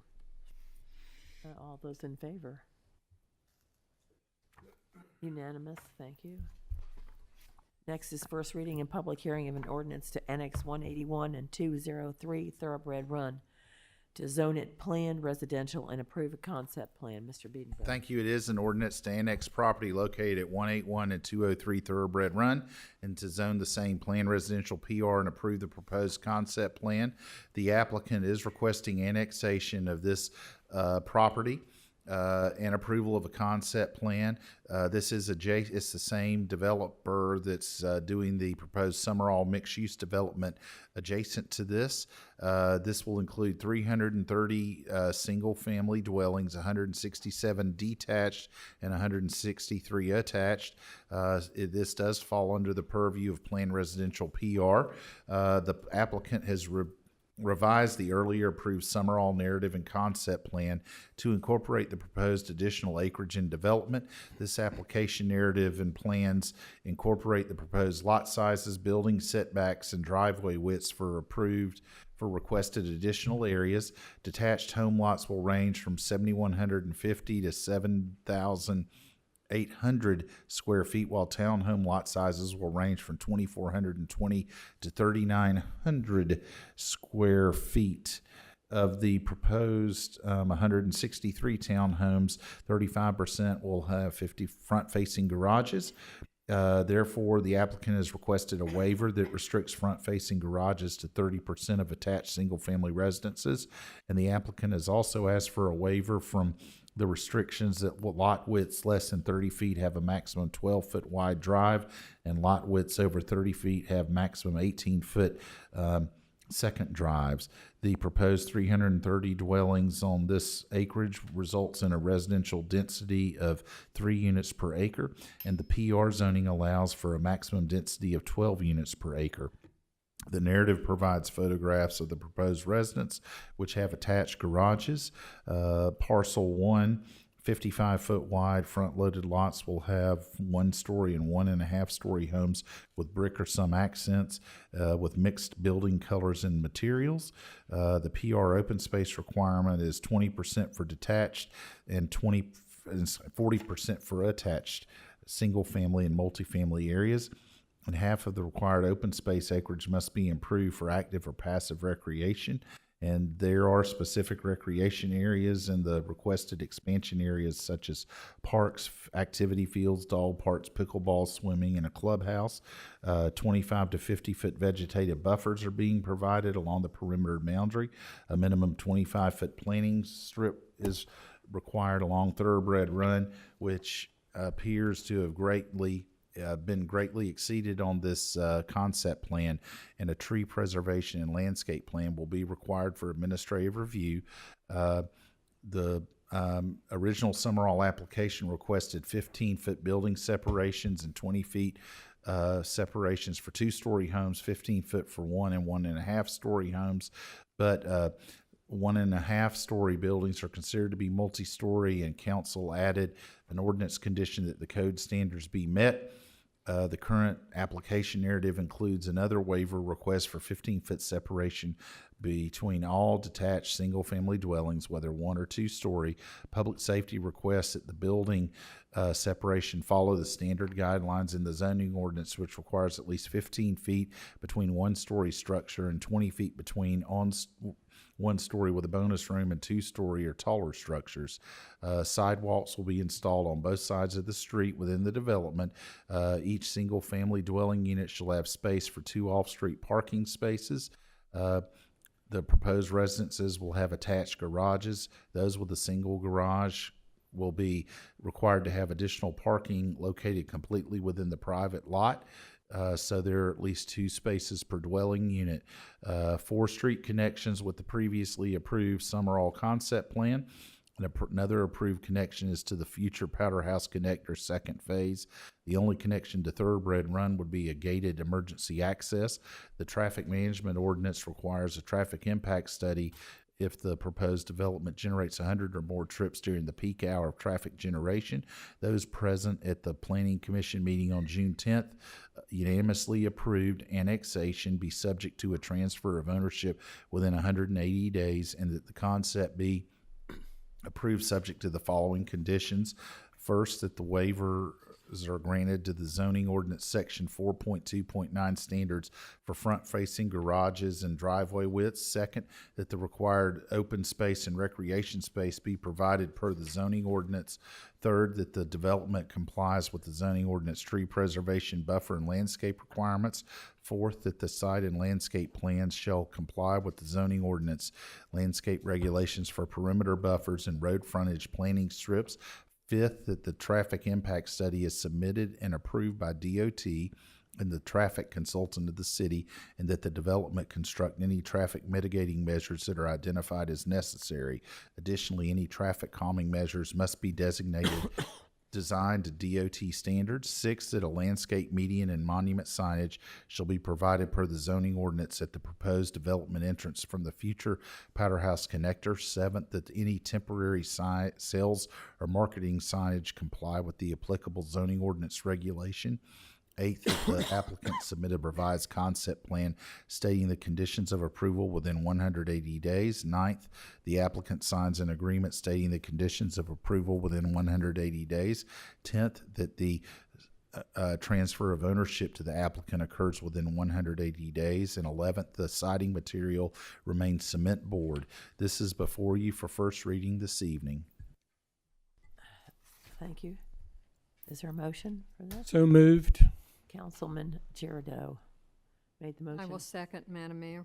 I've got a second from Councilwoman Gregory. Thank you. Comments from the public? Yes, sir.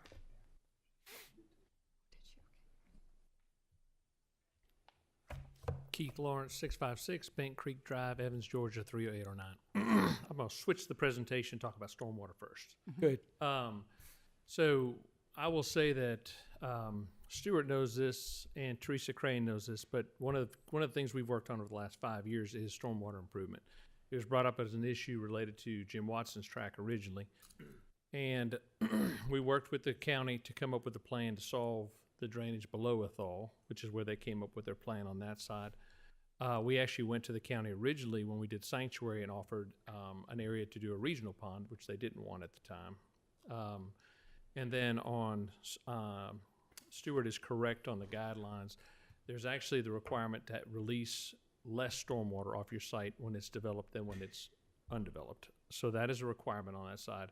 We've already been working on our drainage calculations. I think that we're probably one of the few. It's important for us to make sure we're not increasing drainage down the bottom. It's illegal to increase drainage beyond that. We talked with Mr. Roberson at the Planning Commission, which he made us aware of. That was the first time we had been told about the issue. Our construction manager was out there the next day or the day after and met with him on site to go over that. We're verifying that there's no issues with the sanctuary pond on that side, so that's important to us over there. I do think it was an extremely heavy rainfall that actually caught during the construction of the detention pond on the Centennial Parkway pond on that side, which is an unfortunate time, but during construction, you can't control the rainfall, and it caught them before they had their dam and outfall structures in place. So I think it would have been a different effect on that down there. So I just want to mention all those on there. I'm a civil engineer, I'm a PE by trade, and so we don't take stormwater lightly on that side at all. So stormwater ponds will be provided, of course, and will be sized to release at the conditions that the city requires as part of this development. Like I said, we already ran through the drainage calculations. We're going to continue to run through them ourselves to make sure we could fit everything where we needed to fit on that side. So I'm gonna flip back real quick. It is 330 lots on 106 acres. Your previous one that got pulled from your agenda was, I believe, 420, 430, somewhere in that number. We worked really close with Ms. Boltry and Richard in coming up with a plan. I think that this plan does a great job of replanning a portion of Summerall to tie back better into it. We reached, one of our first phone calls was reach out to Banesh and worked out our connection. Our location is going to be shown where we'll have a median break on there. The other one comes out and lines up where a future roadway will come over back to Powderhouse Road on that side. I do also want to go ahead and I talked to Ms. Moultrie about this. One of the waivers we do not want considered as part of this is the one about the setbacks. The Planning Commission made it pretty clear that they really didn't feel comfortable going against the fire marshal. So we just would not like that to consider it in any way on that. We just want to stick with the same ordinance, which is the 15 and the 20 on that side. We did tell him, he asked me quite honestly and said, you know, you're going to still do, because we believe in the hardy board siding with the paint because it gives us a material type difference, which does have a an A fire rating where vinyl has a C fire rating. Yes. We're going to keep that on the siding around the buildings, so because I think it's important both for the look of the houses and the fire protection. It's the same fire protection as brick, but in either case, we're still sticking with that, but we do not want that consideration because I know you guys could overrule it, but I just don't even want y'all even to consider it on that side. We're going to stick with the same setbacks, the 15 and the 20. It's important to me. I hope to be back in front of the Planning Commission again, and I don't like they don't like when they get overruled at a city council, and I don't want to be the reason that they did. So, on that side, the wear track. One of the things that we did was we reached out to Mallard Lake and went and met with them. We reached out to the townhomes. I just drew a blank. The ones to the west. We're unable to get with the HOA. We never got a phone call back, but we were able to meet with one of the residents that's actually adjoins the Stub Out Road. Both Mallard Lake and the resident we could talk to in the townhomes, all they really wanted from us was a pathway connection to our trails, which we said we would be more than happy to do as long as we could get access to the property. They actually came and spoke in favor of us at the Planning Commission meeting. So there's a really nice group of people.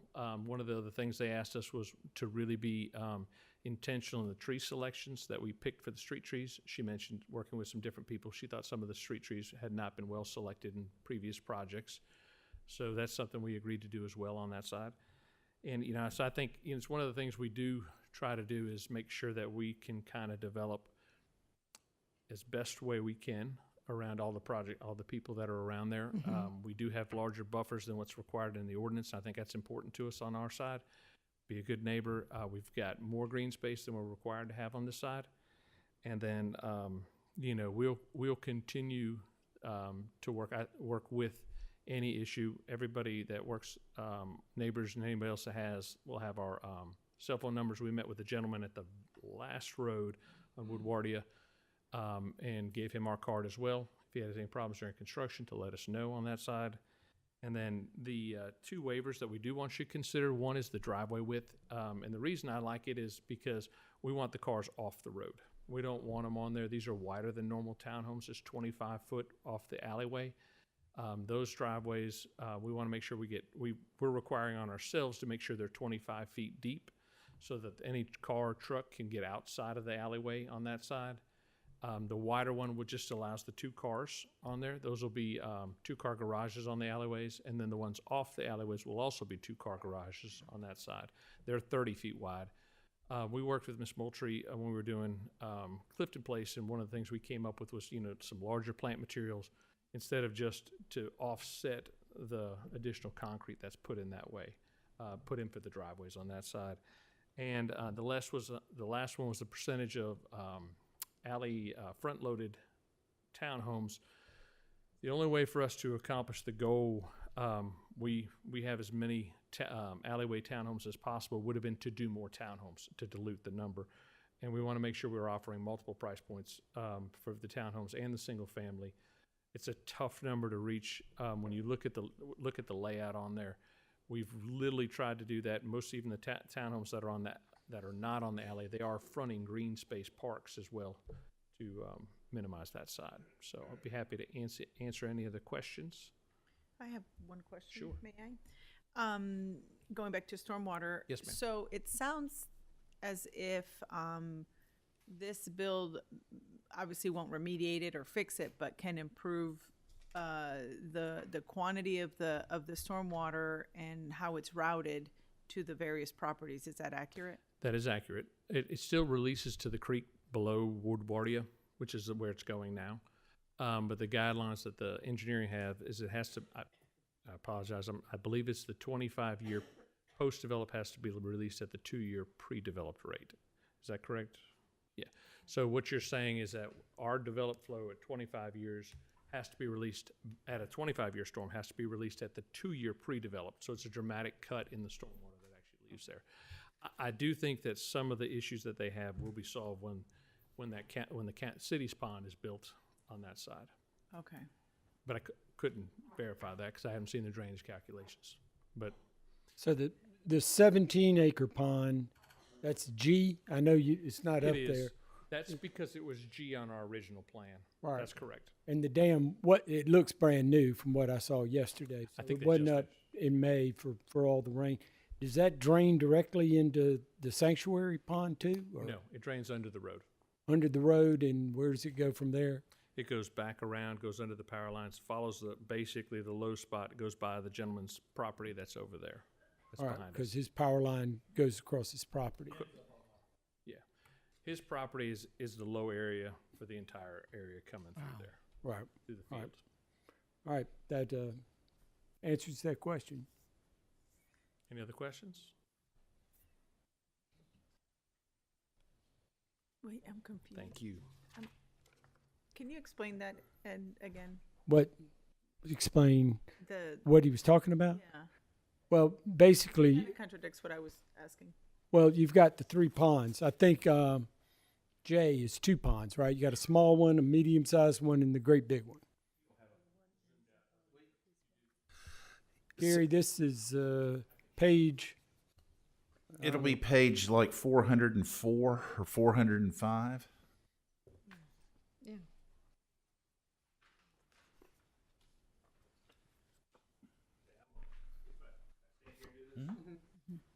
So, property in question is this parcel right here. Right. That's Dr. Ware's Right. The county's pond, This city's is- pond is this pond right here. The 17-acre, right? This is sanctuary pond, and the water flows.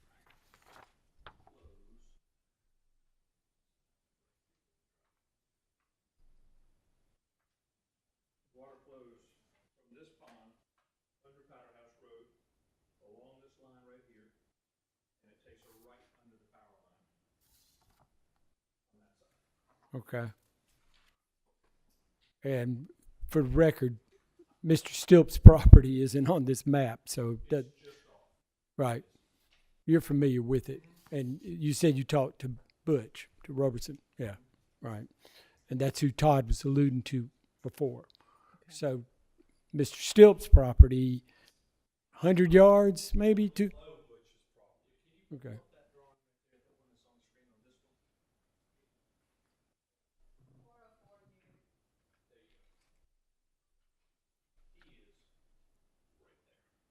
Okay. And can you show us the flow again, please? So pond flows right here, down here, and back down. Approximately this area. And then this pond goes right here to there, and then Butch's pond is right here. Butch's pond drains down through here. So you have 2 creeks coming, basically, or 2 drainage basins coming together on that side. Butch was saying that Mallard Lake pond seems to be, is pushing a lot of water. We obviously have not built anything on the east side of the house, nothing exists that we've done on that side. Are they going to? That's what this is. Right. This pond's the sanctuary detention to give you some. But is that one already there? Mhm. Okay. Did that get it for you? Yes, thank you. Thank you. Any other questions on that? When you say it's safe to say, from what you're telling us, and you've got the experience that this is going to help in the overall flow of just the free for all, which is going down to his property. It does. I mean, I'll tell you, whether you're a believer in global warming or not, I described this to the planning commission when we were talking about this one after this is most people think a 100-year storm is once every 100 years. It's actually a 1% chance of getting it every single year. Right. And lately, the weather patterns that we've had have been heavy rainfalls, and you can actually have a 30-minute storm that can create a localized 100-year rainfall event if it's a heavy intensity short duration can cause flooding. It flows out quicker on that side. Right. But it's one of those things that we deal with on that side. With the detention ponds, with y'all's requirements, anything new should be contributing less stormwater than it had before. And that's a big retention pond. It's a huge, 17 acres. 17 acres, I think, is And and it was, I mean, it wasn't complete when all that happened. We didn't have the riprap, and I mean. That's right. The dam wasn't completed. Correct. And when I was out there yesterday, you could tell that they're working on it right now. They just got caught at the anytime you open up a site and start construction, until you get your pond in, is always a chance of getting damaging rainfall event on that side. And I have to support the city in this, is we do have more stringent stormwater management control. And that's something I know, at least in the last 8 years that I've been here with city council, we've worked really hard to make sure that we put that at the forefront of these developments. And that's not the case with the county, not knocking the county. It's just a little bit different stringency, right? And I think it's great. We do a lot of work in Columbia County in Georgia. They do not have that requirement. And I think it's a great one to reduce rainfall downstream, because otherwise I think that this pond will choke down flow anyways, even more obviously than it was. It was over-designed, my understanding in talking with Banesh when Rick Toole was still working with them before he retired. Right. Well, generally our retention ponds are, and that's not what the problem is. Basically, county's issues of some of the things. The pond over here at the sanctuary, we did not. It wasn't built to our designs. That's in the county. It was still tighter than it was. Still had to release below the right. I mean, it's a big pond. Yeah. I mean, I don't know how big it is. Yeah. It's smaller than 17 acres. Let's put it that way. It is smaller than 17. It has a much smaller drainage basin, but it is smaller than 17 acres. That's right. All of the sanctuary is still in the county, am I not correct? It's going to be annexed as soon as they pull the They all building. sign annexation agreements, but it's not in yet, correct, Stuart? That is correct. The sanctuary is not in the city yet, but we're waiting on some. We were waiting on the builders to get their building Yeah. permits because it changes their setbacks if they don't get them before, and they was already platted and under the old, under the county's side setbacks. When they get annexed in, they'd be under the city's side setbacks. So that's all we're waiting for, and I think we have 3 permits left to get done on that. So the 17-acre pond is at what point in the construction is it? Is it almost finished, 90%? Look, I think it's really close now. If you saw the drainage structures, That pond. It's close. It's one of the first things they're working on. That 17-acre. If it's stabilized in grass, then they probably have the outlet structure. It did have the grass on it, so it's. I was surprised when I got back there and saw it. I said, "Holy cow! They've built it. It's a big pond, and it's there." And it was designed that size because I think everybody knew there was a downstream. Nobody wanted to be the cause of an additional downstream problem. Right. I mean, again, this has been going on for a long time. I think this will help. Sure.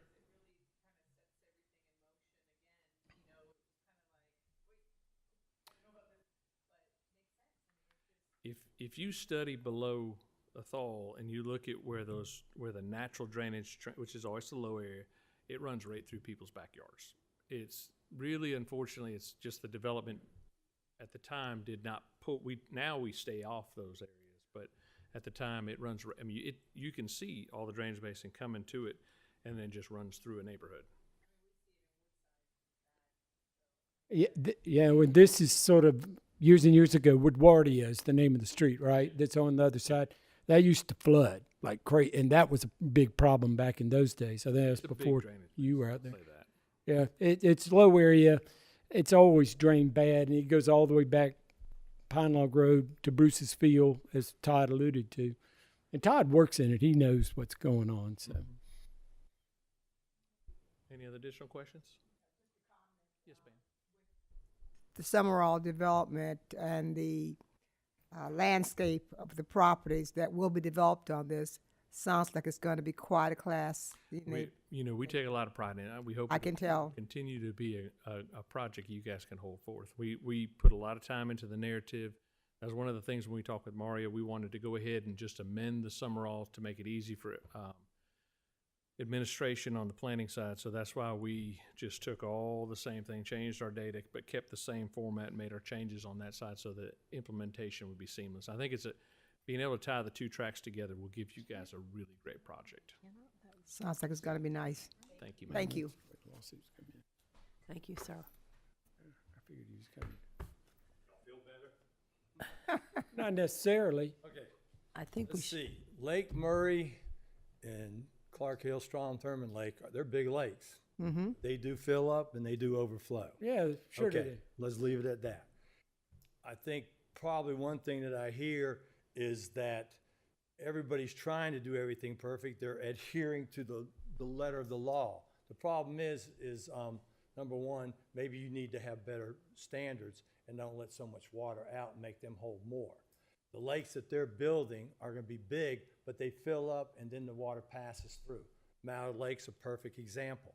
It's full almost all the time, so as soon as it rains, the water just comes. It's like a bathtub. It's full of water, and the only water that can get out is through the overflow. Well, the problem with some of these lakes is the water's going to come over even more in the future. But right now, behind my thing, that's not a stream running through my yard when it rains hard. That sits there 3-5 acres, anywhere from 2 to 6 foot deep, and it stays there for days on end. And basically, as you look at that picture, about 80% of that water for the last 20-25 years has come right down thoroughbred through water. That water's come there, comes underneath Powder House, and then comes over to my place. Every bit of water from the Crackle Barrel, that Lake George, the next lake, these gigantic lakes, the city, all those lakes on that side of Powder House Road, every bit of that water comes under Powder House, and it comes below the sanctuary retention pond, and it comes right through there. That's all the red water. And yes, that was in construction. If it hadn't rained that much, the red wouldn't have come there, but the sanctuary water's still coming through. But all that water is coming onto my property. And if everything has been done so great, because this meeting could have took place 20 years ago, it could have took 10 years ago, 5 years ago, 2 years ago, 6 months ago, and it's all been approved, then how come my property's flooding? If everybody's doing their work right, then how come mine's flooding? Do you agree that the property had that issue back in the 70s? When I bought my property, when I bought it, we would sit there. If it rained real hard, you might get a little bit of a stream or a little trickle through there. I mean, you can go back on Google Maps and you can see it. I mean, I went back all the way to like 2007 is about the last year you can get good aerial views. And minimal water, no standing water, no water, no puddles, no nothing. And now probably at least a dozen, if not more times, I have water just come through and it floods 3-5 acres, and then it floods behind Willowwoods, that whole park back there. It floods all back in there, but it floods my place first. So every bit of water that's going to go in that Lake George, they're supposed to be bringing, and they think they're going to dump that water into that sanctuary pond. But all those ponds eventually, as they flow, and they're flowing out on day one. They can exit that amount of water on day one. This whole section that they're talking about developing, I'm not stopped. I know all these guys. They do a great job. I know they do a great job. People speak very highly of them. And they can do what they want to do. All I'm saying is I'm holding y'all accountable because you're allowing them to dump more water on my property than they should. So it's y'all's fault, not theirs. They're just playing by the rules. Well, I just want to clarify that a lot of these developments are county developments, and you're right, this is an ongoing problem. I don't think any of us are agreeing that everything was done squeaky clean and 100% right.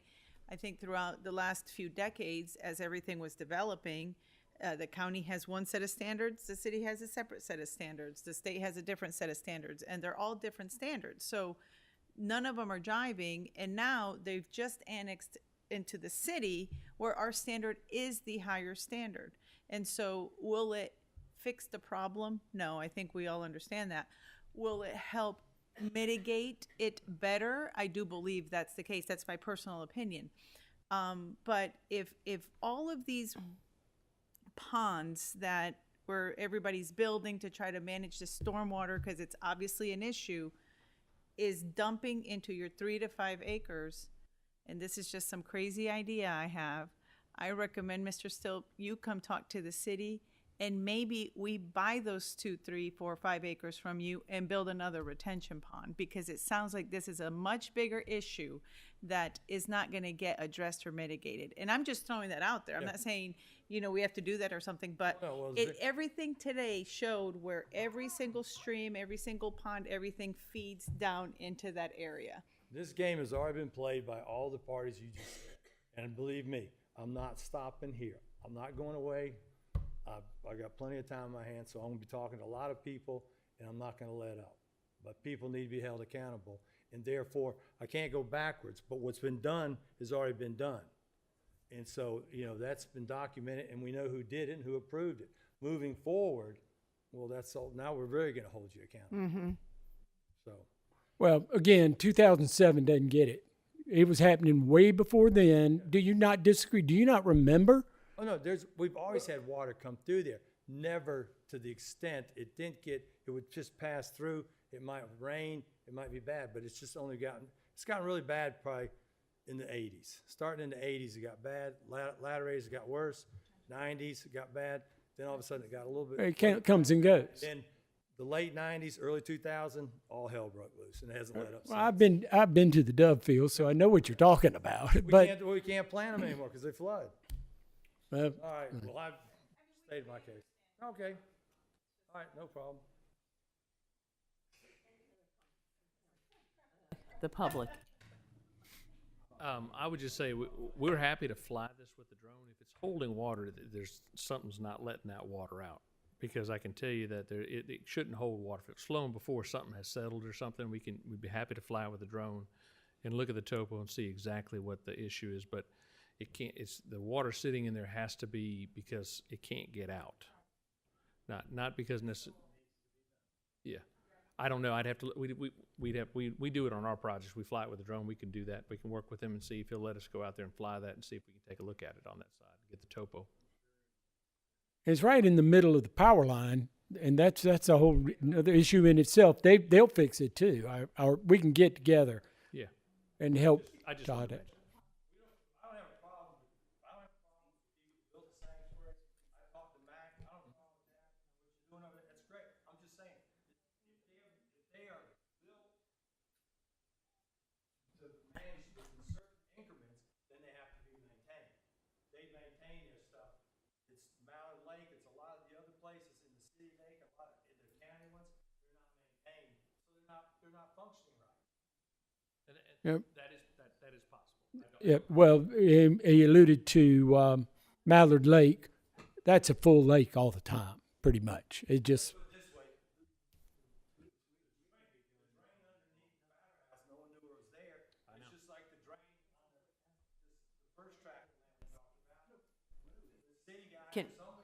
Can we continue this another time? Could we get Could we have them meet with each other? Mr. Still, let me just say that we will keep our eyes and ears open, look forward to hearing from you with the progress, and we're not putting this aside and ignoring it. We've got you on the dock, okay? Is that correct, Madam Mayor and Council? Thank you. Okay. I'm dumbfounded. Comments from council? I think we commented. Okay. Feel you've commented enough? All those in favor? Okay, motion is passed. I'm sure I'll get a phone call tomorrow. Yes, you will. The final item under new business is first reading of an ordinance to certify certain property located on the 100 block of Williamsburg Street Southeast as a textile mill site under the South Carolina Textiles Communities Revitalization Act for the purpose of allowing the owner and/or the developer to qualify for state income tax credit. Yes, and Councilman Waltz is recusing himself, owning adjacent property. And you did read the title of the ordinance. And the owners of Marketside Village as we know, planning an adaptive reuse with an investment of up to over $25 million upon completion. Since textile-related endeavors occurred in some of the buildings that can be adaptively reused, and this is I think warehouse type uses with textiles, they may be eligible for income tax credits under the South Carolina Textiles Communities Revitalization Act. They expect to rehabilitate 2 buildings that are approximately 9,700 square feet. Part of this eligibility for these credits require council's consideration of passing a certifying ordinance. We've received documentation from Lower Savannah COG and their attorney of their potential eligibility, and this is before council for first reading this evening, Madam Mayor and council. Thank you so much. I need a motion from someone, please. I so move. I don't know who to pick. Second. Councilwoman Price made the motion, and a second from Councilwoman Diggs. Thank you. Comments from the public? Comments from council? All those in favor? Motion is passed unanimously. We now move Madam Mayor, can I ask that I withdraw my second, please? And I need to recuse myself. I forgot. I'm part of the COG board, so. So Sorry. Council, will you change that to Councilwoman Gregory made the second instead of Councilwoman Price, please? And so I guess let's just maybe do a revote. A revote.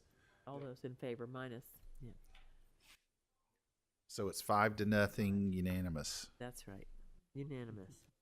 Thank you. We now move to petitions and requests. The first item is approval of a resolution to accept a deed of dedication for sanitary sewer lines in Somerton Village, Section 5. Mr. Beanville. Thank you. This resolution, you read the title, allows for dedication of those related easements. We provide sewer to Somerton Village only, and the E&U department has reviewed this request and recommends dedication. Thank you. Is there a motion for this? Councilwoman Gregory made the motion, and a second. And then- Second. Second from? 3 seconds. Councilwoman Broll made the second. Comments from the public? Comments from council? Oh, I should have waited until they.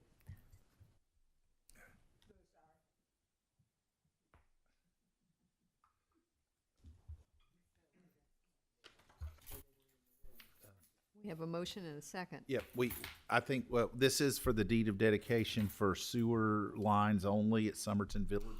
We only provide sewer at this subdivision, and we're, I guess the developer's asking for a deed of dedication approval for this, and we've inspected and recommend approval.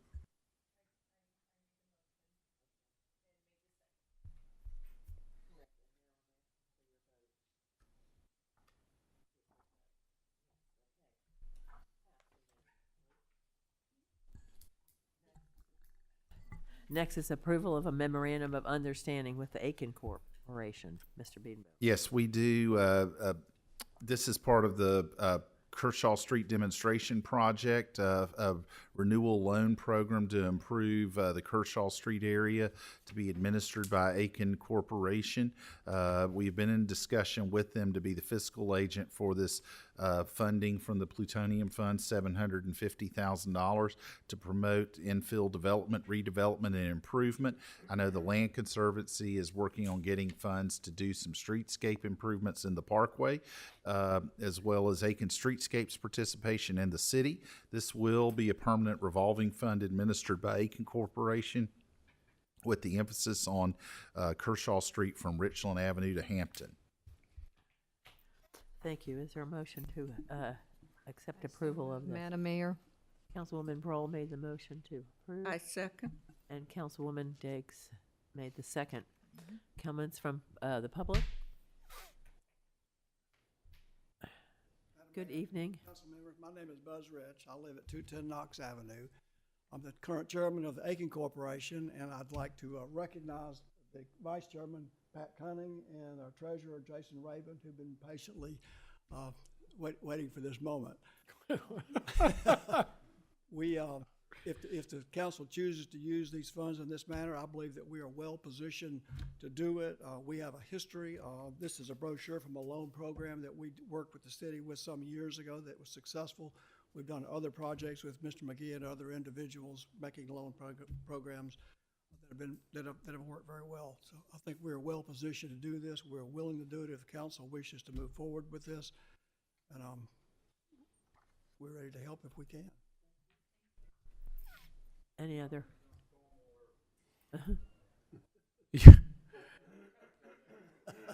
I'll tell the story of the wise man who told me I better know where water's going if I was going to be a developer.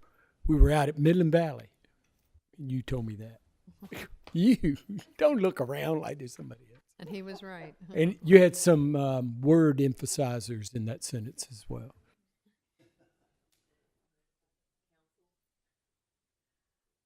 I think that Aiken Corporation will do an outstanding job in administering this. Yes.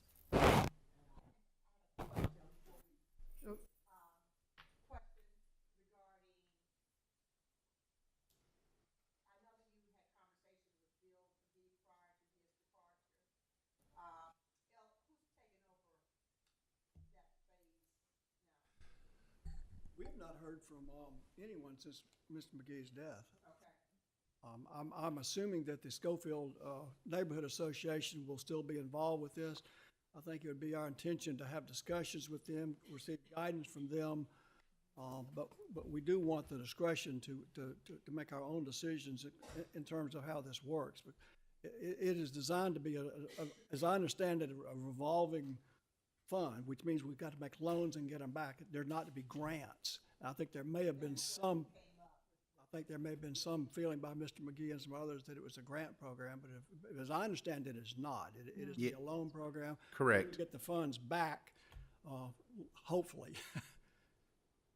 So, but we haven't heard from anyone for. I think so, but yes, we were at the memorial service, and I know B.B. McGee, his wife, asked asked both of us were they still get to be involved in the project, and I told him it was up to her. We hadn't excluded them at all, so yeah. I think we envision it as a city-wide potential program with our initial emphasis would be on the Kershaw Street area. Right. And to have Right. a consultation with the Schofield Neighborhood Association. Right. And put a start in that direction, but not necessarily be limited to that area. Yeah. I don't know whether Sabina has heard anything different. Right. I think they were planning on contributing 2 properties to that. I know Mr. McGee, Bill McGee, that was something he was very interested in. Right. So, excuse me, Madam Mayor, if I may. Mr. Rich, if, as a revolving fund, as these are loaned out and they come back in, you do what Aiken Corporation has done all along, you reinvest in another area. Am I correct? Right. Just so people understand that this is a revolving fund. You loan this out, and as it comes back in and is paid off, you look at something else that needs to be done in our city and invest in that. We've done this before with Mr. McGee and with other individuals. With many. Yeah. So it's worked in the past, and hopefully it'll keep working. I mean, these are high-risk loans. I mean, we're doing things that the private sector, the banking business, probably doesn't want to do. So we may lose money at it, but we're going to try. Right. That's not your aim when you do these things. It's always been for economic development. I just want the public to understand that. The biggest reason is we don't charge interest. No bank, I don't think. I used to work with one, we didn't do that. So, but what we do is that when the loan is first made, we have an overhead that we put on top of it. You borrow, what, example, $100,000, and they say you have to pay us back $105,000 or whatever. But there's no interest carry on it. We're there to supplement the banks sometimes don't want to make those. They're not going to make those kind of loans. So what we're going to do, the biggest problem that I see is we've got to find a builder who wants to do this. In other words, we're going into areas that are not necessarily the highest areas that sell, okay? But we worked it and we kind of turned it around, got people interested in it. I believe that Mr. McGee's construction company, I think, is still going to exist, I believe. That is correct. So we'll put the information out. It won't just be Mr. McGee, but anybody who wants to make an application. Now, I happen to think that we may want to have one small change. We didn't really get into a lot of home improvements. I think we may want to look at it for a homeowner, property owner, not a rental. I'm talking about a property owner maybe come to us that would do some home improvements on it, and maybe we give them 2 or 3 years that they get to stay there, but if they ever sell the house, then we get paid back. I'd like for us to at least look at that, because I don't think we really got into a lot of home improvements, although we did do some, but they were owners that were builders or whatever. I'd like for us to see if we can help a homeowner who happens to be in these areas, and maybe they need a new roof, and maybe they need wiring done or whatever, and we would work with them, but smaller amounts. Maybe we take a certain portion of this 750 and say 50 to 100,000 can be made in lower numbers, like 10 to 15,000, and do it for a certain number of years. They got to end up paying us back. Now, I'd like to see us do that, but we got a lot of work to see about how that works. Right. So it'd be a little bit different, except you'll just make a longer term. What we did was we make construction loans, 0 interest, but we'd have a fee that was an overhead fee that we got paid back, and we got paid back on every one we ever did on those. And Mr. McGee was heavily involved in that. So, but we're here to help, and just let us know. Okay. I would like to say one other thing. I sat here this whole time. I liked it when there was representation from the city council on the Aiken Corporation. I think Thank you. getting back to having 2 members that y'all choose to sit with us, because we've got a lot of big things coming, okay? And having 2 of y'all represented there, and I know why you got off. Right. It was Pascalis paralysis or whatever it was. But anyway, we'd like to have 2 of y'all on the Aiken Corporation. Buzz and I, we're going to be off of this thing before too long. We're probably going to die, okay? Because I've been on it forever. Buzz, you've been on it forever. Y'all need to be involved in this, because we can be a driver with y'all's help. The Amentum building is going to be paid off in 1 year. You guys have not made the loan of $3.8 million. It was a loan, paid it all back. 0 will be owed on that, and we're going to get it. We're going to extend the loan another, the lease 1 year, and then we want to probably do another 5 years. But I'm telling you, y'all need to be involved in the Aiken Corporation. We can do a lot of good things together, and not. Y'all need to look at that. Thank you. Thank you, Pat. Mayor, I'd be glad to be part of that. What did you say? I would be glad to be part of Aiken Corporation. Okay. If we so choose. It's actually on my calendar for every month. Mine too. And it's on mine also. Council. No. We miss it. All right, we're going to vote. We'll wait for you. Please. Okay. Are we taking a vote now on this? Yes. Okay. For this memorandum of understanding. It's unanimous. Thank you. Excuse me, I'm sorry. Good job. Let the record show. Final item is approval of a resolution to continue to participate in the Lower Savannah Regional Housing Consortium. Mr. Beedberg. Thank you. We have, every 3 years, we get asked to renew and pass a resolution. We have several consortiums we work with, our CDCs that are in the home consortium, Second Baptist Friendship, for example.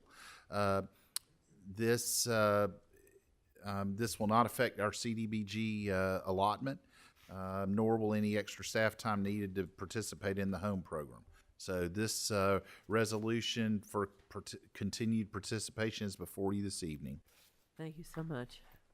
I would need a motion to accept this approval. I so move, Madam Mayor.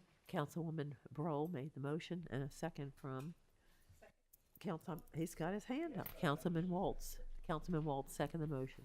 Comments from the public? Comments from council? All those in favor? It is unanimous. Thank you. We now have the floor open for public comments for 3 minutes per speaker and a total of 30 minutes. No. Jason, you haven't said anything tonight. Would you please come talk? No. Jason Rabin, 957 Oleander Drive. To back to Ms. Broll's comment, and I'll keep it short. No loans will go bad when we do this program. Thank you. Thank you so much. Are there any Good other job. from you, Mr. I Beanpole? just want to say what a good job our new executive director of the Culture Center did on Saturday with the Juneteenth Festival. That was her first one, and boy, did she rock it. Good attendance, good entertainment, but it was hot as the dickens. We need to welcome our new reporter, Aiken Standard. Carl, wave at everybody. Yes. That's Carl Dawson from the Aiken Standard. He's now covering us. Welcome again. Matthew is in Wyoming learning to be a cowboy. So he left us. Yes, he did. Anything for us, Mr. I have nothing to add. I just move want to that we give a shout out to the landscaping department of the city of Aiken. The flowers are beautiful all over town. Yes. And the grass grows as fast as it can, but now they are concentrating on working on Saturday mornings to keep the parkways mowed. So thank you. We now have an executive session. The executive session notice reads as follows. On Monday, June 23rd, 2025, the Aiken City Council will go into executive session after the conclusion of the regular City Council meeting pursuant to Section 30-4-70A2 to receive legal advice where the legal advice relates to a pending, threatened, or potential claim or other matters covered by the attorney-client privilege, settlement of legal claims, or the position of the public agency in other adversary situations involving the assertion against the agency of a claim. 1, specifically, the City Council will receive a legal briefing regarding the Blake et al. Versus the City of Aiken lawsuit. And 2, specifically, the City Council will receive a legal briefing relating to threatened or potential claims. Is there a motion to go into executive session, please? I'll Councilwoman second. Diggs made the motion to go into executive session, and a second from Councilwoman Broll made the second. All in favor? Yes, we are all in favor.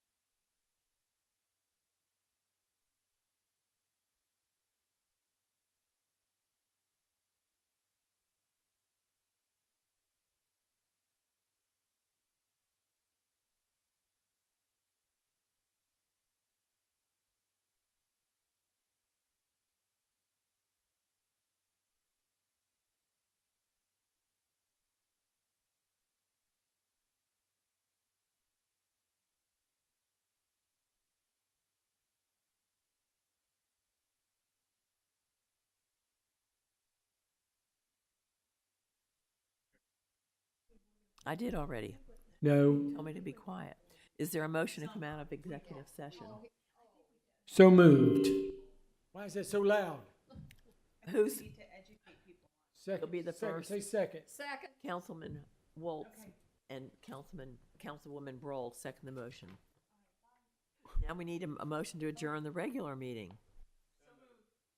Those, Councilwoman Price and Councilman Waltz. Second, all in favor. It's unanimous. Thank